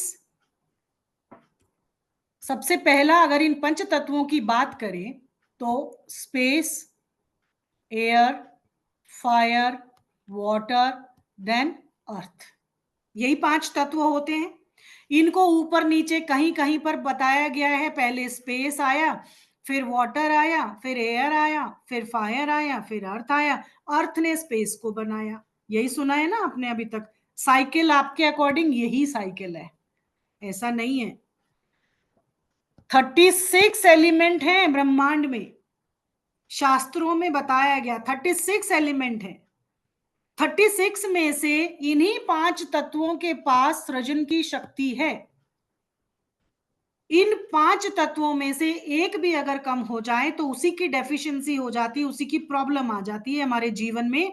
और जैसे कोई एक पौधा है, सपोज करो इस पेड़ को बनने के लिए यहां पर भूमि भी चाहिए, इसमें खाद पानी भी चाहिए, सन की रोशनी भी चाहिए, सब चाहिए, और हवा भी चाहिए, तभी कोई पौधा बीज बाहर निकलता है, पेड़ बनता है। अगर हम इस पौधे में बीज तो हम डाल रहे हैं, सिर्फ पानी पानी दिए जा रहे हैं, सनलाइट नहीं दिए जा रहे हैं, तो क्या ये ग्रो करेगा? नहीं करेगा। इनमें से अगर एक भी तत्व यहां नहीं है तो वो कोई ना कोई दोष उत्पन्न करेगा। वैदिक वास्तु में, वैदिक शास्त्रों में, स्वर विज्ञान में इसी संरचना, इसी क्रमांक से बताया गया है। और एक्चुअल में शिव पुराण में इन्हीं पंच तत्वों के बारे में बताए गए। हमारे इंडिया में इन पंच तत्वों के टेम्पल भी बनाए गए हैं जो मैक्सिमम साउथ इंडिया में है। अब सबसे पहले क्या है, हम लोग कहां पे विचरण कर रहे हैं, हम कहां हैं, हमारी धरती कहां है, गोल गोल कहां घूमती है? आकाश में। तो सबसे पहले आकाश आया, ब्रह्मांड पहले आया। थोड़ा सोचिएगा, मंथन कीजिएगा आज तक जो आपके माइंड में जो था, कहां पर आप सही हैं। क्योंकि कहीं पर भी इसके अलावा जो आपको ज्ञान दिया जा रहा है बाहर, वो हमारा वास्तु तो नहीं है, इंडिया का तो जियोग्राफी नहीं है, वो बाहर का हो तो मैं नहीं जानती। बट शास्त्रों में सबसे पहले ब्रह्मांड आया। इसी ब्रह्मांड में ही जब एयर आई, एयर में जो ब्रह्मांड में गैसों का रूप लिया, जो ये ब्रह्मांड बना है, मैं और आप बने हैं, पूरी सृष्टि इन 5 तत्वों से ही बनी है। इन 5 तत्वों में जो स्पेस एलिमेंट है, आकाश तत्व है, वही सबसे पहले ओरिजिन हुआ। उस आकाश में बहुत सारी गैसेस निकली, उन गैसेस में से ही ऑक्सीजन और एयर निकलकर एयर बनी, यानी कि वायु तत्व बना। आकाश ने गैसों को वायु में कन्वर्ट किया। जब बहुत सारी गैसेस एक दूसरे के साथ फ्रिक्शन करती हैं, एक दूसरे से टकराई, तो चिंगारी का रूप बनी और फायर क्रिएट हुई। और जब भी किसी भी पानी फायर, जहां पर भी फायर होगी वहां पर नमी होती है, गर्मी होती है। जैसे सूर्य की गर्मी होती है, सूरज की गर्मी जहां होगी तो पसीना निकलता है ना आपका, गर्मी में ही पसीना निकलता है, ठंड में तो नहीं निकलता होगा। तो जैसे ही गर्मी फायर बनी, उसने हीट प्रोड्यूस की, और हीट जब ठंडी हो गई तो पानी में कन्वर्ट हुई, पसीने में, यानी कि वाटर बनता गया। वाटर जब इकट्ठा होता गया, सेडिमेंटेशन होती गई, तो पानी के अंदर रॉक्स बनी। अब कहते हैं सबसे ज्यादा जो ड्रामा हो रहा है ना वो यहां हो रहा है। अर्थ ने स्पेस को बनाया, ये पढ़ा रहे हैं। क्या हमारी धरती के अंदर इतनी हैसियत है कि वो आकाश को बनाने की ताकत रखती है? धरती आकाश में है, ये बात समझने की कोशिश कीजिए, सेंटेंस पकड़ने की कोशिश कीजिए। जो ये ट्रांसलेटर होते हैं, वास्तु को संस्कृत से जब हिंदी में अनुवाद करते हैं तो बहुत सारी चीजें बदल जाती हैं, भाव बदल जाते हैं, समझ बदल जाती, किसने अपने एंगल से किसको क्या समझाया नहीं समझ में आता। जैसे सिंपल एक वर्ड हमेशा मैं अपनी उसको बोलती हूँ कि भाव आपकी सेंस बता देता है। जैसे एक वर्ड है अच्छा, एक अच्छा शब्द को मैं सो मेनी वेज से बोल सकती हूँ।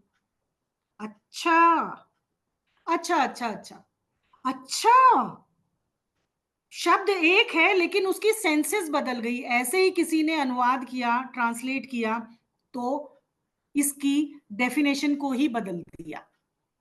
अर्थ कभी भी स्पेस को नहीं बना सकती, अर्थ स्पेस में है, ये आप ध्यान रखिए। इसके बीच में और बहुत सारे एलिमेंट आए हैं, तब जाके स्पेस में ही इंक्लूड हुए हैं। स्पेस ने ही क्रिएट किया है इन सबको, अलग अलग एलिमेंट्स को।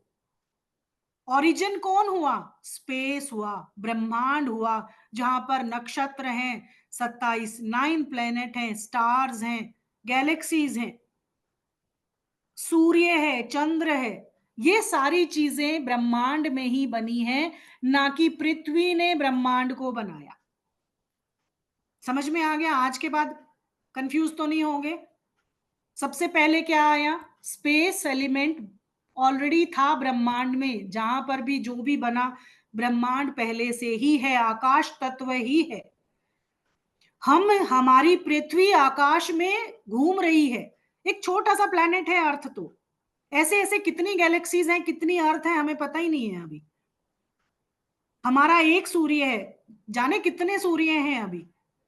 तो अभी जो शोध चल रहा है, जो भी खोज चल रही है, उसके अकॉर्डिंग स्पेस पहले था, स्पेस में जो गैसेस थी वो एयर बनी, एयर में फ्रिक्शन हुआ तो फायर बना, फायर जब मेल्ट करती है तो वाटर इकट्ठा होता है। यानी कि अगर बारिश करवानी हो तो जब गर्मी ज्यादा होती, इसलिए बोलते हैं ना पेड़ ज्यादा लगाओ ताकि गर्मी ज्यादा बने, सूरज की गर्मी बने और वो गर्मी ऊपर उठ के जाए हवाओं के माध्यम से और बादलों में से पानी बरसे। यही लॉजिक है, साइंटिफिकली भी यही प्रूवन है। तो फायर की गर्मी से वाटर बनता है, और पानी सेडिमेंटेशन से उसके अंदर जो भी फॉर्मेशन होती है, रॉक्स बनी, और रॉक्स ने धरती का स्वरूप लिया। जैसे प्लेन मैदान हम लोगों को मिले हैं, जरूरी नहीं ना ऐसा हो, माउंटेन्स भी तो हैं, पानी के अंदर से ही तो निकले हैं माउंटेन्स। पानी का सतह नीचा हो जाता है तो माउंटेन्स ऊपर आ जाते हैं। बहुत सारी सदियों पहले देखें तो जहां पर अभी आप रह रहे हो वहां कुछ और हुआ करता था, पानी हो सकता था। तो ये युगों युगों से चली आ रही जो प्रक्रियाएं हैं, जो केमिकल रिएक्शंस होते हैं हमारे एनवायरनमेंट में, उसके अकॉर्डिंग परिस्थितियां बदलती हैं, बट जो ओरिजिन अगर देखा जाए तो यही होती है। अब यहां पर एक चीज और सिखाती हूं आपको, हमेशा याद रखेंगे आप। स्पेस क्या रेजोनेट करता है अगर स्वर की बात की जाए? स्पेस आपके पांचों इंद्रियां जो एलिमेंट हैं, आपके ईयर को रिप्रेजेंट करती है। ईयर का क्या काम है? सुनना। अब स्पेस एलिमेंट अगर आपके घर के अंदर अच्छी परिस्थिति में है, समझेंगे कैसे कि डिस्टर्ब है कि नहीं। जैसे अगर आपका बच्चा पढ़ाई कर रहा है, है ना, उसको स्टडी कर रहा है, बड़ा ही शांत माहौल चाहिए घर में, ज्यादा तो नहीं शोर शराबा चाहिए, उसको माहौल बड़ा अच्छा चाहिए। लेकिन क्या हो रहा है, आसपास बहुत शोर आ रहा है, लाउड स्पीकर बज रहे हैं, घर में डिस्टरबेंस हो रही है, तो क्या सुनाई दे रहा है उसको? शोर सुनाई दे रहा है। तो वो क्या कर रहा है, उसके स्पेस को डिस्ट्रॉय कर रहा है, उसके उस एलिमेंट को डिस्ट्रॉय कर रहा है, तो स्पेस में प्रॉब्लम होगी। समझ रहे हो? और स्पेस आपके घर का वास्तु में क्या डिनोट करता है, आपके वास्तु में किसको कैसे क्या बताएगा? स्पेस इज योर ब्रह्म स्थान, ओपन टू स्काई।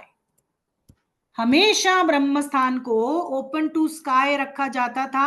आंगन होते थे, उस आंगन में एक बड़ी सी तुलसी रखी जाती थी, तुलसाना होता था, ताकि सूर्य की रोशनी ब्रह्म स्थान पर आकर जब बारिश आती है, साक्षात इंद्रदेव की कृपा भी सूर्य देव की कृपा डायरेक्ट ब्रह्मदेव पर पड़े और पूरे घर को चैनलाइज कर दे, उस घर में रिश्ते, पैसे, धन, संपत्ति, सम्मान सब कुछ हो। कैसे संभव हुआ? स्पेस एलिमेंट को उन्होंने स्ट्रॉन्ग किया। एयर एलिमेंट क्या होता है? एयर एलिमेंट बताता है आपके घर के जितने भी आपकी प्राण शक्ति है, प्राण शक्ति मतलब श्वासों की शक्ति, अगर सांस नहीं हो तो कितनी देर जिंदा रह सकते हो आप? एयर एलिमेंट इसलिए ज्यादा इंपॉर्टेंट है। एयर एलिमेंट रिप्रेजेंट करता है आपकी स्किन को, आपके स्पर्श को, और यही वो प्राण शक्ति है जो आपको काम करने की वाइटल फोर्स देती है, आपको जिंदा रखती है। हम बोलते हैं ना सगुण में और निर्गुण में। सगुण मतलब जिसके अंदर प्राण है, जो जीवंत है। अपने सारे कामों को सगुण में करने की आदत डालिए। जिस नोस्ट्रिल से ब्रीदिंग आप कर रहे हो, इवन अभी चेक करो, जिस नोस्ट्रिल से ब्रीद कर रहे हो, दैट इज योर एक्टिव स्वर, दैट इज योर सगुण स्वर, दैट इज योर प्राण शक्ति। और ऑपोजिट जिसमें से स्वर नहीं आ रहा, श्वास नहीं आ रहा, दैट इज योर मृत स्वर। अब आप देखो, एक मरे हुए इंसान को कितनी देर आप घर में रखते हो? जिंदा इंसान हमेशा रहता है आपके साथ, मरने के बाद कितनी देर तक अपने साथ रखते हो, रख पाते हो? यही है सगुण और निर्गुण का मतलब ही यही है। सारे काम आप आज से ही नोट कर लो, जो नॉस्ट्रिल वर्किंग है उसी में ही काम करने की आदत बनाओ। वही पैर घर से बाहर निकालो, वही पैर आप अपनी गाड़ी में रखो, कोई आप मीटिंग में जा रहे हो वही पैर उस ऑफिस में एंटर करो, फिर देखिए मैजिक। लेकिन हम सोचते तक नहीं है इन बातों में, क्योंकि एयर एलिमेंट आपके काम को प्रोग्रेस कराने के लिए आपकी हेल्प करता है।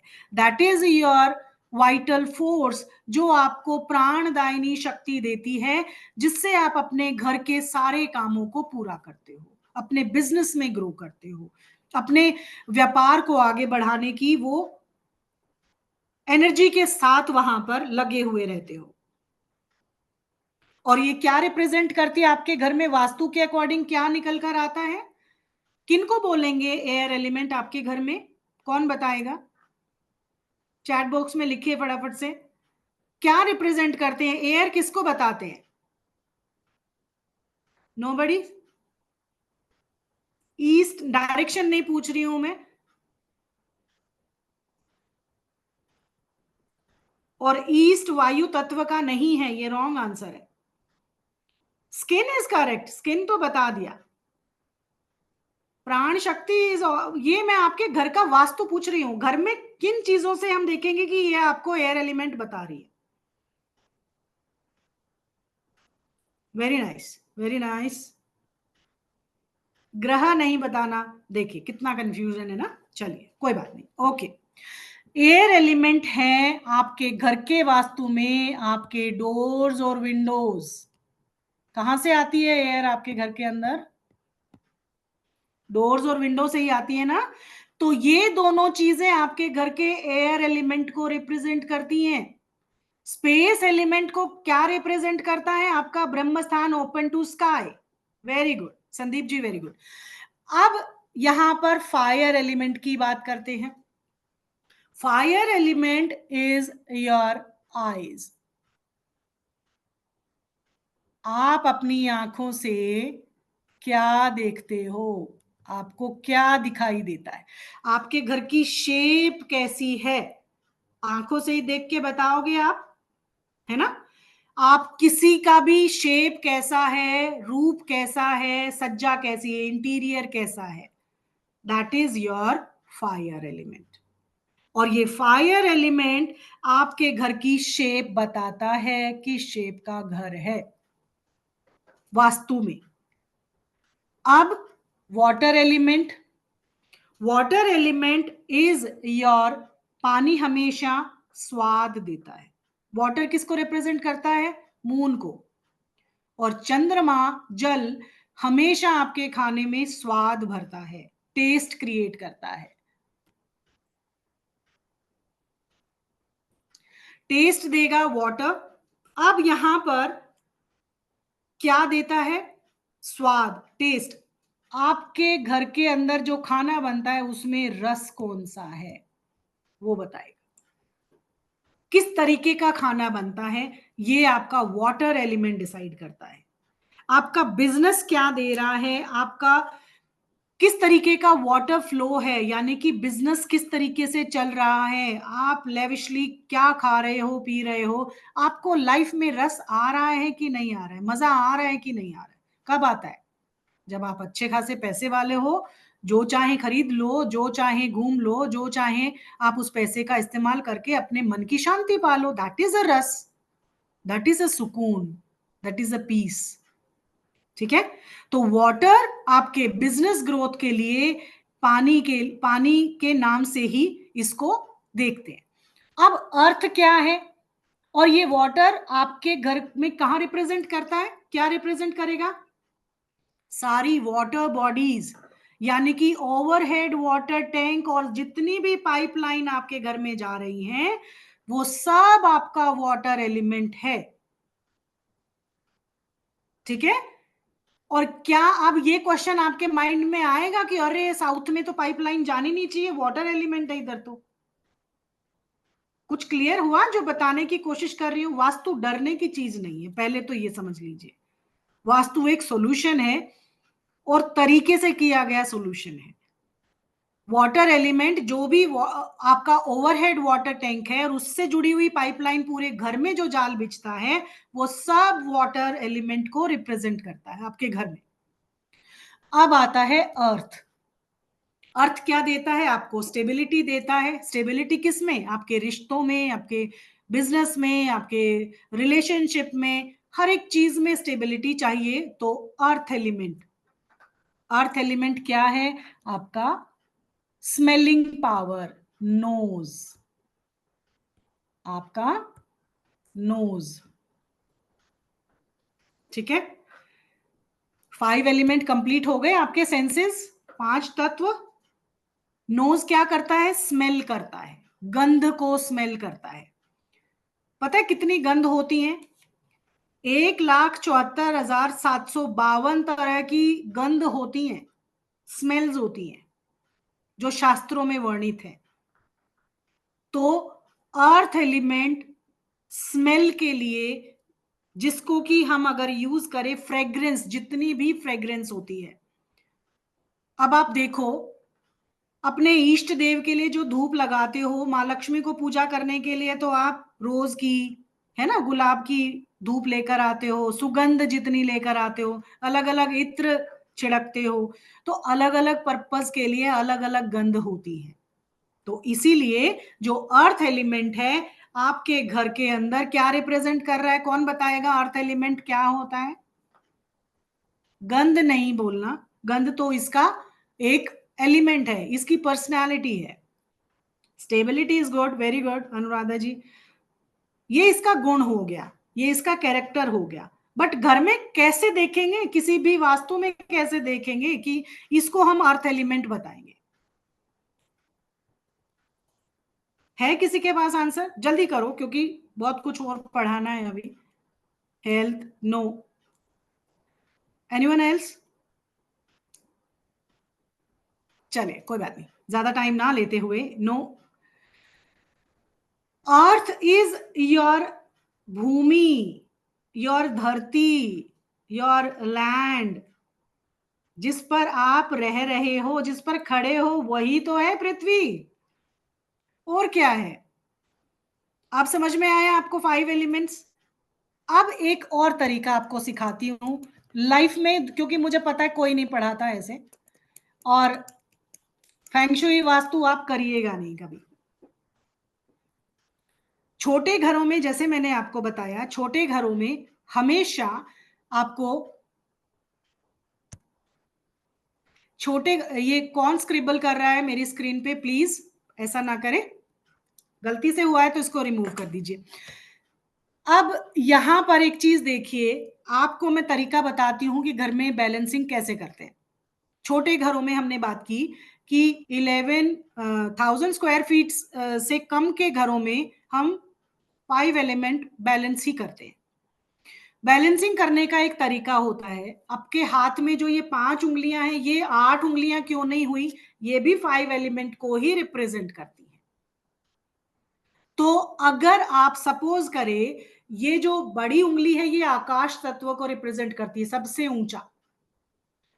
अगर आप ये हैं, आप देख पा रहे हैं, मेरा हाथ दिख रहा है सबको? कैमरा ऑन करिए, तभी मजा आएगा सीखने का। सभी कैमरा ऑन करके सीखेंगे इसको, कभी लाइफ में नहीं भूलेंगे।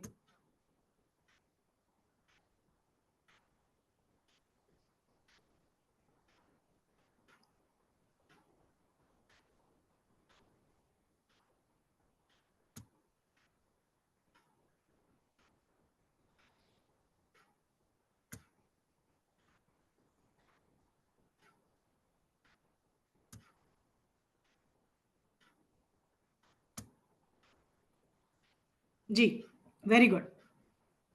देखिए, ये आप अपने अपने हाथ में, ये जो मिडल फिंगर है, जो सबसे लंबी उंगली होती है आपकी, उसको देखो।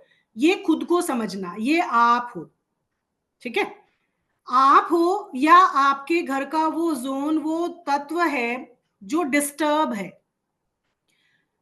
अब उसमें कौन सा कलर थेरेपी? हम सिर्फ घरों में, छोटे घरों में जब हम एलिमेंट बैलेंस करते हैं तो कलर थेरेपी इस्तेमाल करते हैं, दैट्स इट। इसका इतना ही काम होता है, ज्यादा काम ही नहीं होता। अब ये आप हो या आपका तत्व है जो इम्बैलेंस है, और इसके पीछे जब आपके पास कोई भी चीज ज्यादा हो जाती है तो आप अपने बच्चों को दे सकते हो इजीली, बिना सोचे समझे।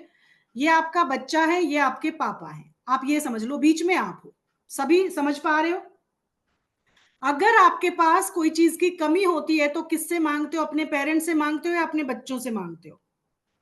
ऑब्वियसली पापा से। अगर आपका ये तत्व, सपोज करें ये नॉर्थ है, नॉर्थ में आप हैं, नॉर्थ में एलिमेंट डिसबैलेंस है, और नॉर्थ में मुझे कौन सा कलर करना चाहिए?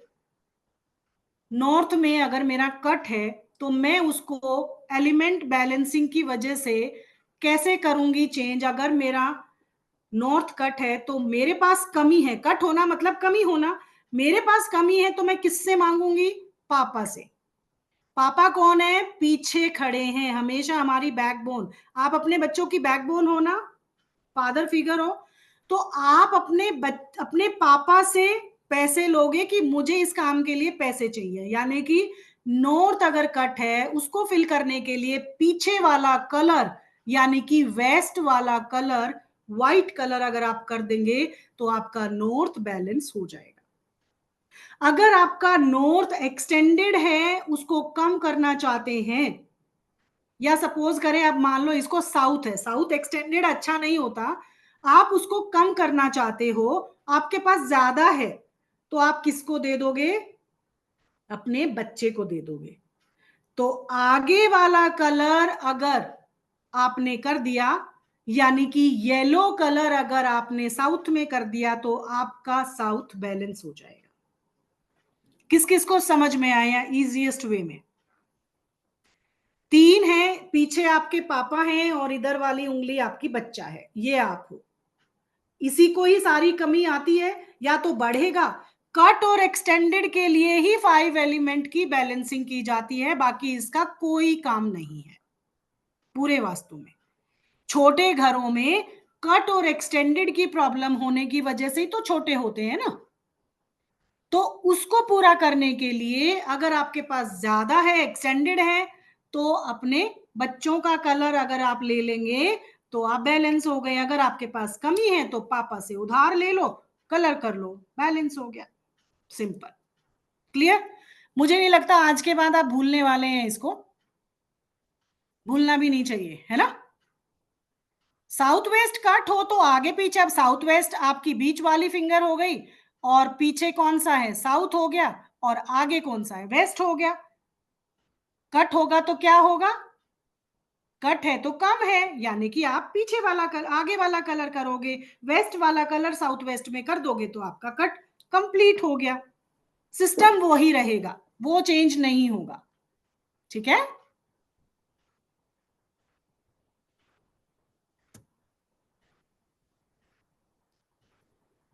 क्लियर हुआ है इतना आप सभी को, ठीक है, वेरी गुड।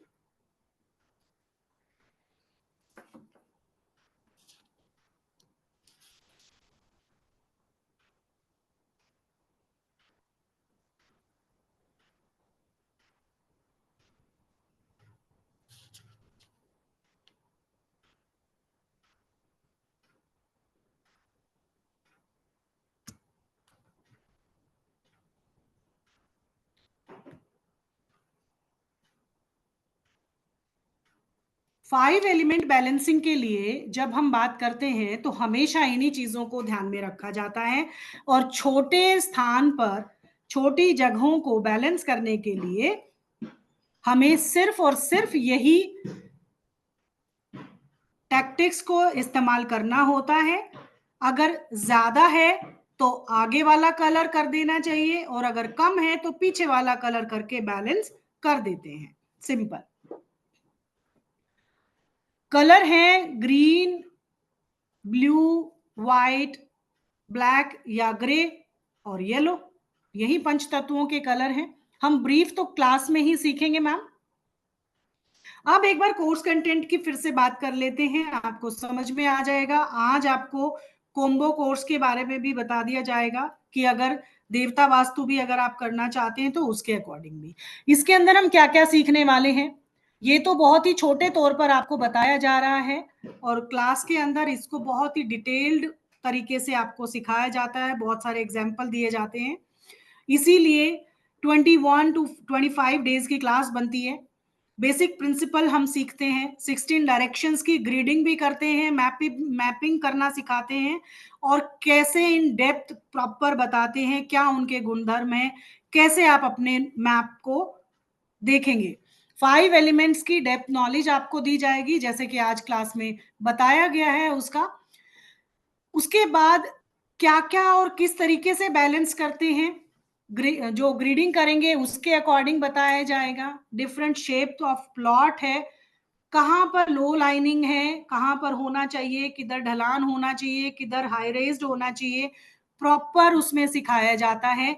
भूमि विभाजन आपको सिखाया जाएगा कि कोई भी भूमि पर ओरिएंटेशन करने से पहले आपको भूमि विभाजन करना होता है, तब जाके आपको पता होता है कि ब्रह्म स्थान, ब्रह्म भीति, देव भीति, मनुष्य भीति और पिशाच भीति, ये 4 भागों में विभाजित करते हैं।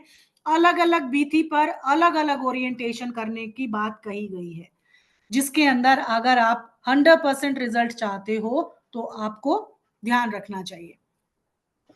लैंड सिलेक्शन से पहले जैसे हमने छोटा सा ब्रीफिंग आज क्लास में दिया था, उसके लिए सॉइल टेस्टिंग, वाटर मूवमेंट और भी बहुत सारी टेस्टिंग मेथड आपको बताई जाती हैं, अलग अलग तरीके से सिखाई जाती हैं कि कोई ना कोई आप जो आपको इजीएस्ट वे लगे वो आप उनमें से चुन के अपने भूमि की टेस्टिंग कर सकते हो और उसको एनर्जाइज कर सकते हो। एग्जिस्टिंग वास्तु के बारे में ब्रीफ नॉलेज होगी। अगर टी हिट पर मकान है तो उसके साइड इफेक्ट्स क्या हैं, उसको ट्रीट कैसे करेंगे, स्लोप है तो उसको कैसे ट्रीट करेंगे, शेप ऑफ प्लॉट्स और उसके इफेक्ट बताए जाते हैं। जियोग्राफिक जियोपैथिक स्ट्रेस के बारे में समझाया जाएगा, वैसे तो ये एडवांस का पार्ट है हमारा। ओरिएंटेशन आपको करनी बताई जाएगी, कहाँ पर आपका बेडरूम, टॉयलेट, वरांडा, कहाँ पर क्या चीज होनी चाहिए अकॉर्डिंग टू 16 जोन्स, और एनर्जीज कैसी होनी चाहिए उनके बारे में। कंस्ट्रक्शंस ऑफ स्टेयर्स, जो कि सबसे बड़ा रोल प्ले करती है, कौन से ग्रह प्लैनेट इस पर बात होती है, अलग अलग जोन में, हर जोन में स्टेयर केस होने से क्या इंपैक्ट होता है, अगर कहीं पर भी नेगेटिव जोन में है तो उसको ट्रीट कैसे करते हैं, वो सब ब्रीफली सिखाया जाता है। वाटर मैनेजमेंट में आपको septic tank, overhead water tank, boring, swimming pool, और किस तरीके से कहां पर ओरिएंटेशन होना चाहिए, सब कुछ आपको इन डिटेल्ड बताते हैं। डोर्स और विंडो, दरवाजे के लिए तो हम स्पेशली ब्रह्मास्त्र रेमेडीज कराते हैं, क्योंकि रेजिडेंशियल वास्तु में सबसे बड़ी और इंपॉर्टेंट रेमेडी डोर्स के लिए होती है, क्योंकि आपके घर का दरवाजा सबसे पहले 90% रोल प्ले करता है आपके घर की एनर्जीज के लिए। तो इसीलिए उसका अच्छे से तरीका सीखेंगे, कैरेक्टरिस्टिक्स क्या है, 32 पद पर, पिशाच भीति पर कितने एंगल का होना चाहिए, और उसका, उसको अगर नेगेटिव जोन में है तो उसको पावर कैसे दें, क्या उसकी दहलीज स्थापना दोबारा करवाएं, अगर आपने अच्छे से नहीं किया। बने हुए घरों में भी ये प्रोसीजर करवाते हैं। नंबर्स ऑफ डोर्स कितने होने चाहिए, हाइट कितनी होनी चाहिए, दहलीज होनी कितनी चाहिए। लोगों ने अभी अपने, क्योंकि आजकल चौखट पहले हुआ करती थी, आजकल तो त्रिखट बनने लगी है, यहाँ का तो है ही नहीं सिस्टम, तो इसीलिए अब खुद से बनाने लगे हैं इसको पावरफुल करके, एनर्जी करके, ताकि इस घर में जो भी एनर्जी एंटर करती है वो आपकी सारी सुख सुविधाओं को पूर्ण कर सके। इसीलिए डोर बहुत ही इंपॉर्टेंट चैप्टर हो जाता है, कम से कम 2 दिन में जाके हमारा ये डोर डोर ही पढ़ाया जाता है। इंटीरियर वास्तु सिखाया जाएगा, कौन से कलर को आपने इस्तेमाल करना है, क्या इंडिविजुअल इंटीरियर होना चाहिए, अकॉर्डिंग टू पर्सन भी हो सकता है। किचन और लिविंग रूम आपको बताया जाएगा किस तरफ होता है, ईच एंड एवरीथिंग डिटेल, कैसे आप नेगेटिव जोन पे हो तो उसको कैसे आप सुधार सकते हो। ऑब्जेक्ट प्लेसमेंट बताई जाएगी, स्टोर रूम बताया जाता है किधर होना चाहिए किधर नहीं होना चाहिए। टेम्पल प्लेसमेंट भी बताया जाता है कि एक्चुअल में प्लेसमेंट कहां पर होनी चाहिए। प्लांट्स और वास्तु भी बताया जाता है, और उसके अलावा facing towards the right direction, किस तरफ आपको फेसिंग करना चाहिए, और अगर नहीं है तो वर्चुअल एंट्री कैसे कर सकते हो। सिर्फ एक रॉड के माध्यम से ही वर्चुअल एंट्री नहीं होती, सो मेनी वेज होते हैं। कम लागत में आप अपने घर में आप 100% अपनी पॉजिटिव, अगर नेगेटिव जोन में है तो हम सर्वतोभद्र द्वार क्रिएट कराते हैं। सर्वतोभद्र द्वार क्या होता है, चारों दिशाओं में पॉजिटिव एंट्री बना दी जाती है बिना डिमोलिश करे हुए, वो होती है वर्चुअल एंट्री। मर्म स्थान बताए जाते हैं, ये आपको ग्रिडिंग का पार्ट है। मर्म स्थान एक्चुअली आपका एडवांस का पार्ट है, क्योंकि वो देवताओं से बनता है, नॉर्मल ग्रिडिंग में नहीं आता है। रेमेडियल वास्तु में जितनी भी घर में प्रॉब्लम है, दोष है, उनकी रेमेडीज करेंगे, एलिमेंट बैलेंसिंग करेंगे, एक्टिविटी करेंगे, जहां पर कुछ भी अगर ऐसा है तो वहां पर ऐसा क्या प्रावधान किया जाए तो रीलोकेट करने से क्या वहां पर समाधान हो सकता है। और भी बहुत सारी चीजें वहां पर दी जाएंगी कि रेमेडियल वास्तु ना केवल डिमोलिश करके ही आपको करना है, सिर्फ वहां का एक्टिविटी शिफ्ट करने से और कुछ ऐसा लेपन करने से ही वहां का दोष संपन्न हो जाता है। किसी का चूल्हा अगर नेगेटिव जोन में है, पूरा किचन ना निकाल के उस चूल्हे के नीचे ऐसी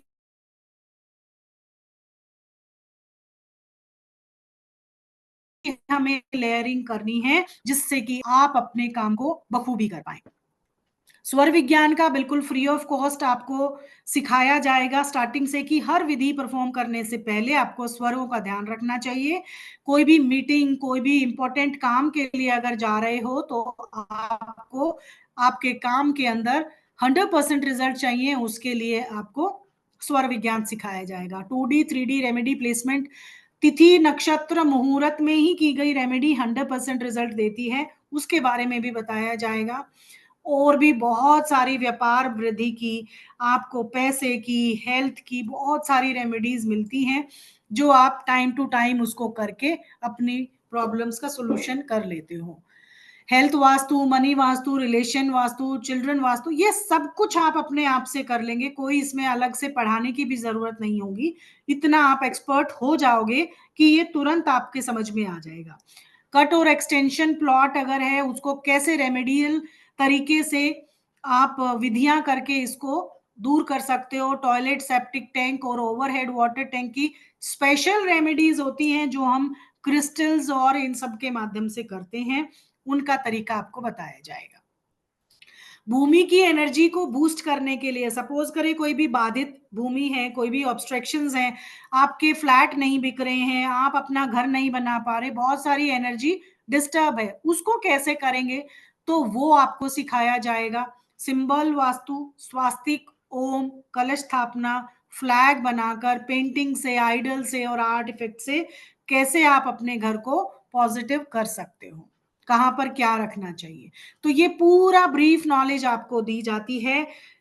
25 डेज का रेजिडेंशियल वास्तु का कोर्स इसमें होगा, जो ईच एंड एवरी पार्ट की आपको नॉलेज होगी, और end of the course with in 25 days आप मास्टरी की तरफ एक कदम बढ़ा चुके होगे, कि आप अपने घर के हर एक कोने कोने को ऊर्जान्वित कर सकते हो। उसके बाद जब एडवांस की बात आती है, तो एडवांस, अब इसके पहले कोर्स की बात कर लेते हैं कि इस कोर्स की फीस क्या है।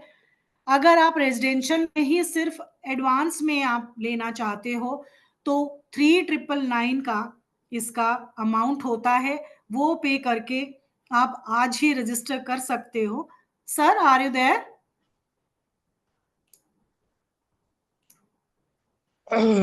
यस। तो अगर आपको रजिस्टर करना है, तो हमने आपको एक, जैसा भी लास्ट क्लास में भी कहा था, कि we have a limited seat for this batch and people have starting registering it. तो आप कल तक रजिस्टर करते हैं, then you need pay only 3500। If somebody is interested in doing devta vastu with us, जो कि सेम टाइम पे आएगा after completion of residential vastu, then the fees, the combo of both the is 8000। आपके ग्रुप के अंदर डिटेल्स बाकी आ जाएगी। एंड देवता vastu usually run for 30 to 34 की क्लास होती है, जिसमें हम इंडस्ट्रियल वास्तु भी कवर करते हैं। The package both together is 8000। अगर किसी ने 3500 कर लिए हैं और वो आगे भी देवता वास्तु में रजिस्टर करना चाहते हैं, then by paying the remaining amount you can register for the same. बाकी ये जो कॉम्बो ऑफर है, ये कल तक के लिए वैलिड है, तो आप अवेल कर सकते हैं कल तक। Yes ma'am. मैं देवता वास्तु का थोड़ा सा बता देती हूँ, उसके अंदर क्या क्या कवर करते हैं हम, वो मैं डिटेल आपको बता देती हूँ। कि इंडस्ट्रियल वास्तु, इसमें बिल्कुल आपकी इंडस्ट्री का नाम रखने से लेकर और आपका स्टाफ ओरिएंटेशन तक ईच एंड एवरीथिंग डिटेल्ड आपको सिखाई जाती है। अगर क्लास मिस होती है तो डेफिनेटली मैम आपको रिकॉर्डिंग मिलेगी, और ग्रुप हमारा बन जाता है, मैं पर्सनली आंसर करती हूँ। और अगर आप कहीं पर भी स्टक होते हैं, तो मैं आपकी फुल होल्ड हैंडिंग रखती हूँ, ताकि आप किसी भी प्रॉब्लम में ना आए, और मैं आपकी हेल्प करती हूँ। कोई भी तरीके की प्रॉब्लम आपके मेरे स्टूडेंट्स को आती नहीं है। इंडस्ट्रियल वास्तु का पूरा आपको बताया जाएगा अकॉर्डिंग टू ऑनर, क्या नाम होना चाहिए, उसके ग्रह नक्षत्र और राशि के अकॉर्डिंग, उसका कंपनी का नाम किसके अकॉर्डिंग होना चाहिए, वो बताया जाता है। उसकी मैपिंग, वास्तु देवता 16 संस्कार, आपको अगर कोई भी नेगेटिविटी है, जैसे हम वास्तु रजिस्ट्री की बात करते हैं, अगर कंपनी में, शॉप में, आपके वर्किंग प्लेस पर अगर कोई भी नेगेटिव एनर्जी है, तो वहां पर वास्तु रजिस्ट्री के अलावा 16 संस्कार की विधि परफॉर्म करवाते हैं, जिससे कि आपके वहां पर 5 एलिमेंट की बैलेंसिंग हो सके, और बहुत सारी 5 तत्व को बैलेंस करने की विधियां भी कराते हैं। हवन पूजन तो होता ही है, वो एक बार करने से, साल में एक बार करने से आपका पूरा साल भर शुद्धि बनी रहती है। उसके साथ शिलान्यास और गर्भ विन्यास व्यवस्था वास्तु करवाते हैं। अगर आपका नया घर बन रहा है, तो उसमें शिलान्यास कैसे होगा, पहला जो पत्थर रखते हैं, नींव डालते हैं, उसके लिए क्या क्या सामान डाला जाता है। लेकिन आपका घर बन गया है, तो भी आपका गृह प्रवेश कैसे, आप हस्बैंड वाइफ का गठबंधन करा के सही मुहूर्त में एक कलश के द्वारा, एक विधि के द्वारा आप अपने घर में दोबारा से गृह प्रवेश कर सकते हो। आप वास्तु रजिस्ट्री सीखेंगे, इसके अंदर कैसे अपने घर की एनर्जी को क्लेंस कर सकते हो और नेगेटिविटी को बाहर कर सकते हो। टाइम टू टाइम हवन भी हम परफॉर्म कराते हैं, जिससे कि आपके घरों में शुद्धि हो सके। हवन तो अगर आपके घर में कोई भी मुंडन किसी का हुआ है, किसी बच्चे का जन्म हुआ है, तो भी आपको वास्तु हवन करना चाहिए। कोई भी डिमोलिश आपने किया है, कोई भी आपने कोई तोड़फोड़ की है, कोई भी आपने रेनोवेशन किया है, तो भी, क्योंकि एनर्जीज डिस्टर्ब हो जाती हैं, तब भी आपको वास्तु हवन करना चाहिए रजिस्ट्री के बाद। और आप 45 देवताओं का हवन करने के बाद उन एनर्जीज को वापस शिफ्ट कर सकते हो, ताकि उसका एक बार आपको विधि विधान सीखना है और उसके बाद आप एवरी मंथ कर सकते हो, साल में एक बार कर सकते हो, हर बार हर महीने कर सकते हो पूर्णिमा के दिन, जिससे कि आप अपने घर को स्वयं से बैलेंस कर सकते हो। उसके बाद आय वास्तु सिखाई जाती है, जो कि एक कैलकुलेशन है। अगर आपका घर, सपोज करें आपका टॉयलेट कोई नेगेटिव जोन में बन गया है, पॉजिटिव जोन में बन गया है जहां पर नहीं होना चाहिए, तो जो टॉयलेट की आय होती है, अगर उतनी डायमेंशन का आपने टॉयलेट वहां बना दिया, तो उसके नेगेटिव इम्पैक्ट आपकी लाइफ में नहीं आते हैं। ऐसे ही किचन होता है, तो हम आय वास्तु सीखते हैं। Even each and every part पर हम आय वास्तु का सहारा ले सकते हैं। अगर आपकी तिजोरी में धन नहीं रुकता, तो कितने आय का कपड़ा वहां सिर्फ बिछाने मात्र से आपका धन वहीं रह जाता है। अगर किसी के हस्बैंड वाइफ के रिलेशंस अच्छे नहीं हैं, तो बेड, उसकी बेडशीट और पिलो कितने आय का होना चाहिए, जिससे कि उनके रिलेशनशिप अच्छे हो जाए। क्या पता वो नेगेटिव आय के बेड पर सो रहे हैं, जिनसे उनके घरों में लड़ाई झगड़ा शुरू हो रहा है। तो ये भी बहुत सारी तरीकी टेक्निक्स हम लोग आय वास्तु में सीखते हैं। जैसे हम 16 जोन को सीखते हैं, ऐसे ही आय वास्तु आपके हर एक पार्ट को कवर करती है और आपको वो कैलकुलेशन बताती है कि किस चीज को, जैसे आपके बच्चे का स्टडी टेबल है, आपका वर्किंग टेबल है, इवन आपका पेन कितने आय का होना चाहिए, आपका जो चेक बुक है वो कितने का है, आप देखिए उसका डायमेंशन, उसकी कैलकुलेशन होती है। और आपकी जो डायरी या बिल बुक जो आप अपने बिजनेस में यूज करते हो, कितने आय की होगी, अगर वो यूज करोगे तो आपका बिजनेस कैसे ग्रो करेगा। ये सारी चीजें आय वास्तु में सीखते हैं। 45 देवता के बारे में डिटेल्ड नॉलेज कि ब्रह्म स्थान और बाकी जो 45 देवता एनर्जी हैं, उनको देखना, उनको सीखना, उनके क्या क्या टेस्टिंग्स होते हैं, क्या क्या भोग होते हैं, कौन से मंत्र होते हैं, किस टाइम पर वो मंत्र करे जाते हैं, इन डिटेल्ड आपको सिखाया जाता है। अगर किसी काम के लिए आप जाना चाहते हो, तो कौन से देवता को एक्टिव करके उस टाइम पे वो विधि वहां करके जाइए, आप अपने काम में विद इन 24 आवर्स सक्सेस पा सकते हो। तो ये मैजिक है 45 देवता एनर्जी पर काम करने के लिए। यहाँ पर जियोपैथिक स्ट्रेस के बारे में, जरूरी नहीं है आपका घर वास्तु ऑस्पिशियस बना हुआ है, फिर भी भूमिय ऊर्जा से कहीं ना कहीं से कोई रेज आपका इंटरसेक्ट कर रही है, आपके मैग्नेटिक फील्ड को इफेक्ट कर रही है, जिससे आपकी जियोपैथिक स्ट्रेस आपके घर में बढ़ रहा है, उसी से ही रिलेशनशिप, आपका पैसा, आपका बिजनेस सब खत्म हो रहा है। तो उसकी टेस्टिंग करेंगे और उसका सोल्यूशन करेंगे। डाउजिंग टेक्निक सिखाई जाएगी, कौन कौन से टूल का इस्तेमाल करते हैं, कैसे डाउजिंग होती है, किस तरीके से यस और नो में आप आंसर निकाल सकते हो, और अगर कुछ भी नहीं है तो आप अपने हाथों से कैसे डाउजिंग सीख सकते हो। हेल्थ वास्तु आपको बखूबी बताया जाएगा कि ओरिएंटेशन में अगर यहाँ यहाँ ये गलतियां हैं, तो इस तरीके की आपको हेल्थ इश्यूज आ रहे होंगे, और उनको दूर करने के लिए आपको कौन सी विधियों का प्रयोग करना चाहिए। कमर्शियल स्पेस पर वास्तु अलग अलग, हॉस्पिटल बना रहे हो उसका अलग, स्कूल बना रहे हो उसका अलग, छोटी शॉप्स हैं उसका अलग, आपका ज्वेलरी का बिजनेस है उसका, ईच एंड एवरी पार्ट के लिए जितने भी प्रोफेशंस हैं, हर एक के लिए अलग अलग तरीका होता है, क्योंकि हर ग्रह से रिलेटेड आपका बिजनेस होता है।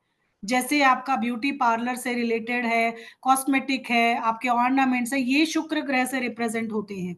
तो उस तरीके का ओरिएंटेशन कराया जाता है, उसके अकॉर्डिंग आपका वास्तु बनाया जाता है, वो सब कुछ बताया जाएगा। हॉस्पिटल्स, क्लिनिक्स और कॉर्पोरेट ऑफिस जो होते हैं, बड़ी बड़ी इंडस्ट्रीज में किस तरह का होना चाहिए, हैवी मशीन्स कहाँ आनी चाहिए, मशीनें बंद पड़ी हैं तो उसको कैसे चलाना चाहिए, आपका रेडी टू यूज बिल्कुल सेल के लिए जो प्रोडक्ट है वो कहाँ रखें, आपका रॉ मटेरियल कहाँ रखें, आपका गार्ड रूम कहाँ होना चाहिए, कैसी मिट्टी का इस्तेमाल करें, कौन कौन से पेड़ पौधे वहां लगाकर हर एक चीज अपने कंट्रोल में कर सकते हैं। स्पेसिफिक रेमेडीज आपके लिए, अगर आपका इंडस्ट्री, आपका स्लोप, आपका घर, क्योंकि देखिए ये जो स्पेशल रेमेडीज है ये एडवांस का पार्ट है, वो बेसिक में नहीं है। तो अगर आपका बेसिक प्रिंसिपल ही सही नहीं है घर का, जहां पर लो लाइनिंग होगा, वहां से ऑपोजिट अगर सिद्धांत पर आप काम करते हैं तो आपके घर का वास्तु तो ग्राउंड लेवल पर ही बिगड़ जाता है। उसके सॉल्यूशन के लिए अनंत पीठ की स्थापना करते हैं साउथ वेस्ट में, जिसके अंदर आपके पूरे घर का जो सॉल्यूशन है वो हो जाता है। एनर्जी नेवल पॉइंट आपके घर के ब्रह्म स्थान को क्रिएट करवाते हैं, उसके अंदर क्या क्या सामान डालकर, चाहे आपका बना हुआ घर ही क्यों ना हो, फ्लैट्स में भी सिर्फ 1 से 1.5 इंच की थोड़ी सी कोर कटिंग करके ही इन सामान को डाल देने मात्र से आपका घर ऊर्जान्वित होता है और ब्रह्म एनर्जी फील्ड एक्टिव हो जाती है, क्योंकि सारी एनर्जीज ब्रह्मा से ही निकलती हैं। वास्तु जितने भी डिफेक्ट्स हैं आपके, उसके करेक्शन के लिए विधियां दी जाएंगी। प्रॉस्पेरिटी के लिए, आपको सेल की ग्रोथ के लिए, बिजनेस ग्रोथ के लिए अलग अलग तरह की रेमेडीज, अलग अलग तरीके के, जो आपने मुझे नहीं लगता आज से पहले कभी सुनी होंगी। फोटो लगाना, पेंटिंग लगाना, ये तो बहुत पुराना स्टाइल है। हमारा बिल्कुल आपके सामने करेंगे और आप उसका रिजल्ट विद इन मिनट्स आप देख सकते हैं। हम टोटली एनर्जीज पर काम करते हैं, इसलिए एडवांस का जो कोर्स है उसकी, जैसे बेसिक में हमने बताया, लाइव ऑनलाइन क्लासेस रहेंगी, डिटेल्ड नोट्स रहेंगे आपके पास, डिजिटल सर्टिफिकेट्स रहेंगे, और ऐप एक्सेस आपके पास हमेशा रहेगा, क्लास रिकॉर्डिंग्स दी जाएंगी, व्हाट्सएप सपोर्ट रहेगा। मैं खुद से आपको आंसर करती हूँ हमेशा, कोई और नहीं है, कोई मॉनिटर नहीं है, कुछ नहीं है, मैं खुद से ही आंसर करती हूँ। लेकिन यहाँ एक थोड़ा सा एक स्ट्रिक्ट हूं मैं सर्टिफिकेट उसी को देती हूँ जो उसके लायक होता है। तो आपको भी मेहनत करनी पड़ेगी। टीचर और स्टूडेंट की जो गरिमा है जहां पर वो बनी रहती है, तो आप मजे से सीख पाते हो और अच्छे से उसको अपने अंदर उतार पाते हो। तो इसीलिए डिटेल्ड आपको सर्टिफिकेट डिजिटल दिया जाएगा, बट जिसको मैं अलाउ करूंगी उसी को ही, क्योंकि हम लास्ट में टेस्ट भी कंडक्ट करते हैं, रेजिडेंशियल में भी टेस्ट कंडक्ट करते हैं और इसमें भी टेस्ट कंडक्टेड किया जाएगा आपसे, और उसके बाद ही सर्टिफिकेट आपको इश्यू किया जाएगा। ये आप ध्यान रखिएगा, क्योंकि कोई ये आप फीस देख के, अगर आप इसका अमाउंट देख के इसकी वैल्यू नहीं कर रहे हो, तो वो आपकी, मैं नहीं समझती, समझदारी है। क्योंकि मुझे पता है ये नॉलेज कैसी है और ये ज्ञान की वैल्यू क्या है। आपको अगर कम प्राइस में मिल रही है तो इसका मतलब ये नहीं कि इसका मूल्य मैं नहीं जानती। ऑब्वियसली एक हमारी ओकलशाला की और सबसे बड़ा सर की, एक मैं कहूंगी कि इनको ही ग्रेटिट्यूड शो कर रही हूं, क्योंकि इन्होंने ही ये मुहिम चलाई है कि हर किसी को हक है इस ज्ञान तक पहुंचने का। जरूरी नहीं है हम अपने घरों में हर जगह जाके पैसा वेस्ट करें, कुछ भी करें और फिर भी हमें अधूरा ज्ञान मिले, ऐसा नहीं है। ऑथेंटिक नॉलेज यही है और यही वास्तु है। शास्त्रों में देखिए, पढ़िए, अगर ये नहीं है तो फिर आप बेशक मत ज्वाइन कीजिए। लेकिन अगर आपको लगता है क्वालिटी है, वर्थ है, तो ही इस कोर्स में आइए और सीखने आइए, ताकि आपकी अर्निंग विद इन कोर्स होनी शुरू हो जाए। और अगर कहीं पर भी कोई भी प्रॉब्लम आती है तो मैं हमेशा आपके साथ रहती हूँ, चाहे वो ग्रिडिंग में हो, देवता की ग्रिडिंग मार्किंग भी कराई जाएगी आपको। पूरी मेरी एक वीडियो आपको सिखाने के लिए एक स्पेशल वीडियो बनाती हूँ, जिससे कि आप स्टेप बाय स्टेप कैसे देवता मार्किंग अपने हाथ से करते हो। कोई हम गूगल अर्थ वो नहीं करते, सिर्फ डिग्री लेना आपके कंपास में होता है, सिर्फ आपके फोन में ही सारी चीजें होती हैं, उन्हीं का इस्तेमाल करते हुए सिर्फ आपके पास आपका ग्रिडेड मैप होने ही काफी है। बाकी सब कुछ आप डे 1 से ही अपने स्टूडेंट्स के साथ कनेक्ट हो जाते हो। अगर आप इस फील्ड में आगे बढ़ रहे हो, अपने क्लाइंट्स के साथ आप अर्निंग शुरू कर सकते हो।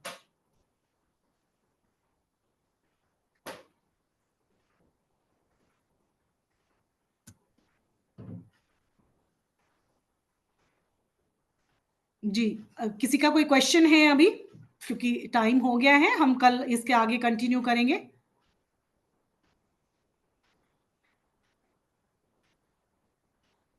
जी ममता त्यागी जी।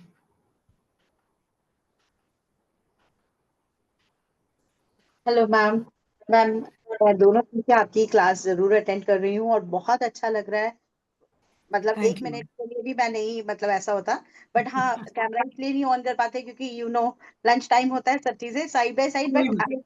बट मैम, मेरी भी सेम वही रिक्वेस्ट थी जो अभी किसी ने टाइप किया था कि इंटरेस्टेडली, नो डाउट आप जो सिखा रहे हैं वो बहुत अच्छा सिखा रहे हैं, और जो हम जैसे हाउस वाइफ हैं हम चाहते हैं सीखना, बट एकदम से 8,000 माइट भी हमारे लिए वो हो जाएगा कि अब समझ रहे होंगे।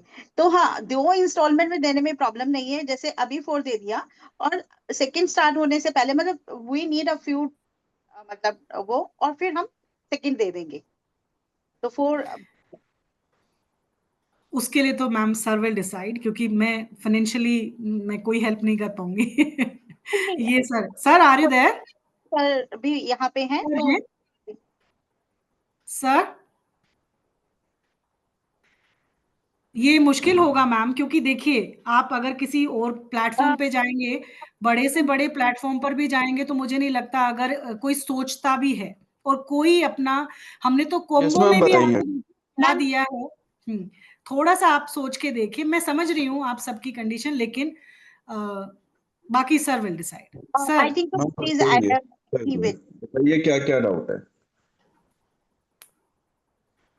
ममता सॉरी मैं मैम मिस कर बोलिए। गया। मुझे लगता है सर अग्री कर रहे हैं। सर, नहीं नहीं, आप दोबारा वो क्वेश्चन, अभी उन्होंने ज्वाइन किया है, आप बताइए आपका क्वेश्चन क्या है। सर मेरी एक रिक्वेस्ट थी कि अभी जैसे आज इवनिंग तक मैं आपको 4,000 पे कर देती हूँ, ठीक है, और आप कर दीजिए। 4,000 आप एडवांस से पहले पे कर दीजिएगा। आपको यस यही चाहिए था? Yes yes yes. Agreed. Okay, thank you so much. आपको मैं मतलब आज पेमेंट करके और स्क्रीनशॉट शेयर कर दूँ। Thank you so thank much. Thank you, and welcome to the thank, class. आप बहुत अच्छे से कर पा रही हैं, तो इसीलिए इतना डेयरिंग स्टेप वाली कंडीशन है, but thank you so much. Thank you ma'am, welcome to the class, welcome to the family also. जी नीलम मैम, डॉक्टर नीलम। मेरी भी सेम सवाल था जो मैम ने किया कि इफ यू हैव जी 3,500 तो हम लोग रेसिडेंशियल का पे कर रहे हैं, लेकिन if you are paying 4,000 and booking for the advance also and before the advance class starts we pay the remaining 4,000, is it okay? अभी सर ने तो मैंने क्लियर अभी कर दिया। बोल दिया, अभी यही डाउट क्लियर किया। Yes sir, thank you so much, thank you so much. You can pay it as per your convenience. But you need to pay 4,000 now, and before the advanced classes, you need to pay the remaining 4,000. Yes sir, thank you so much. जी hello Pooja ma'am. Ma'am. Hello madam, hello मेरा भी यही question था madam. But एक और question है madam, इसके अलावा और भी कोर्स है, पिरामिड वास्तु वगैरह, उस वो भी मैम अलग वो से है इसको मैम? मैम वो अलग से है, लेकिन वो अभी इस कॉम्बो में इंक्लूड नहीं कर रखे हैं। तो वो अलग से, उसके वो अलावा ऑलरेडी रीजनेबल, सर वो पूरा, ऑलरेडी जैसे बहुत पूरा रीजनेबल कोर्स कोर्स सीखना के हो होते हैं। क्या मैम? सर, सॉरी पूरा मैम। कोर्स सीखना हो, ये एडवांस मैम वाला वो भी? अपने आप मैम वो आपको, मैम मैं अभी पूरे का कॉम्बो नहीं दे पाऊंगा। वो कोर्स उसी टाइम डिसाइड करेंगे फीस जब पिरामिड वास्तु आएगा। बट उनकी उन उन उन उन कोर्स की फीस ना 4,000 नहीं होती। दैट विल अराउंड 2,000 के आसपास होती है, 2,000 2,500 समथिंग। तो सर इसके बाद और कितने कोर्स होते हैं जो एकदम परफेक्ट ये वास्तु का कोर्स हो जाता है? मैम देखिए, मैम कोर्स की कोई अथा नहीं होती है। आप कुछ भी कर लीजिए। Remedial pyramid vastu remedial type का है। फिर आप कहोगे हमें यंत्रा भी सीखना है, तो आप यंत्रा भी कर सकते हैं। देन आप एस्ट्रो वास्तु भी कर सकते हैं। तो डिफरेंट डिफरेंट टाइप के कोर्सेज आते ही रहते हैं। बट स्टार्टिंग के लिए बेस्ट ये है कि आप पहले बेसिक और एडवांस पे जाए, फिर आगे आप स्टार्ट करें। Okay okay okay, thank you sir. मैं भी सर आपको आज ही पेमेंट कर दूंगी, 4,000, एंड 4,000 एडवांस के बिफोर कर दूंगी। Sure ma'am. ठीक है, okay, thank thank you you ma'am. Sir, thank you. Welcome to the family ma'am. जी तृप्ति मैम, तृप्ति जी अनम्यूट करिए जी। यस मैम, पहले तो आत्मा नमस्ते। नमस्ते। और मेरा जो लास्ट टाइम आपका जो कोर्स था उसमें मैंने एनरोल किया था, और बाद में फैमिली में थोड़ी ट्रेजेडी हो गई, तो लास्ट 3-4 मतलब में जो क्लासेस थे उसका थोड़ा इधर उधर हो गया था, तो मेरा सर्टिफिकेट भी नहीं आया है। और आपने अभी बोला कि मैं हर किसी को सर्टिफिकेट नहीं देती हूँ, तो मुझे लगा कि इस वजह से मेरा सर्टिफिकेट रुक गया है। तो मुझे री ऐड करिए या फिर मुझे गाइड करिए कि मुझे क्या करना है अभी। और वो मेरा सर हेल्प एक्चुअली करेंगे मैम आपकी, आपको सर्टिफिकेट इशू कर दिया जाएगा अगर आपने कंप्लीट उसको पढ़ लिया है तो। नहीं तो आप हाँ, मुझसे एक बार ग्रुप में बात कर लीजिए, आप होंगे ना उसके ग्रुप में, तो मैं एक दो उसके ग्रुप क्वेश्चन में आपसे हूँ मैं पूछ सर। के उसको फिर मैं आपको इशू कर दूंगी। ओके मैम, क्योंकि क्या हुआ था कि ट्रेजेडी ऐसी हुई थी कि 4-5 दिन तक व्हाट्सएप खुला ही नहीं, तो ऑटो डिलीट होके सारा डाटा क्रैश हो गया।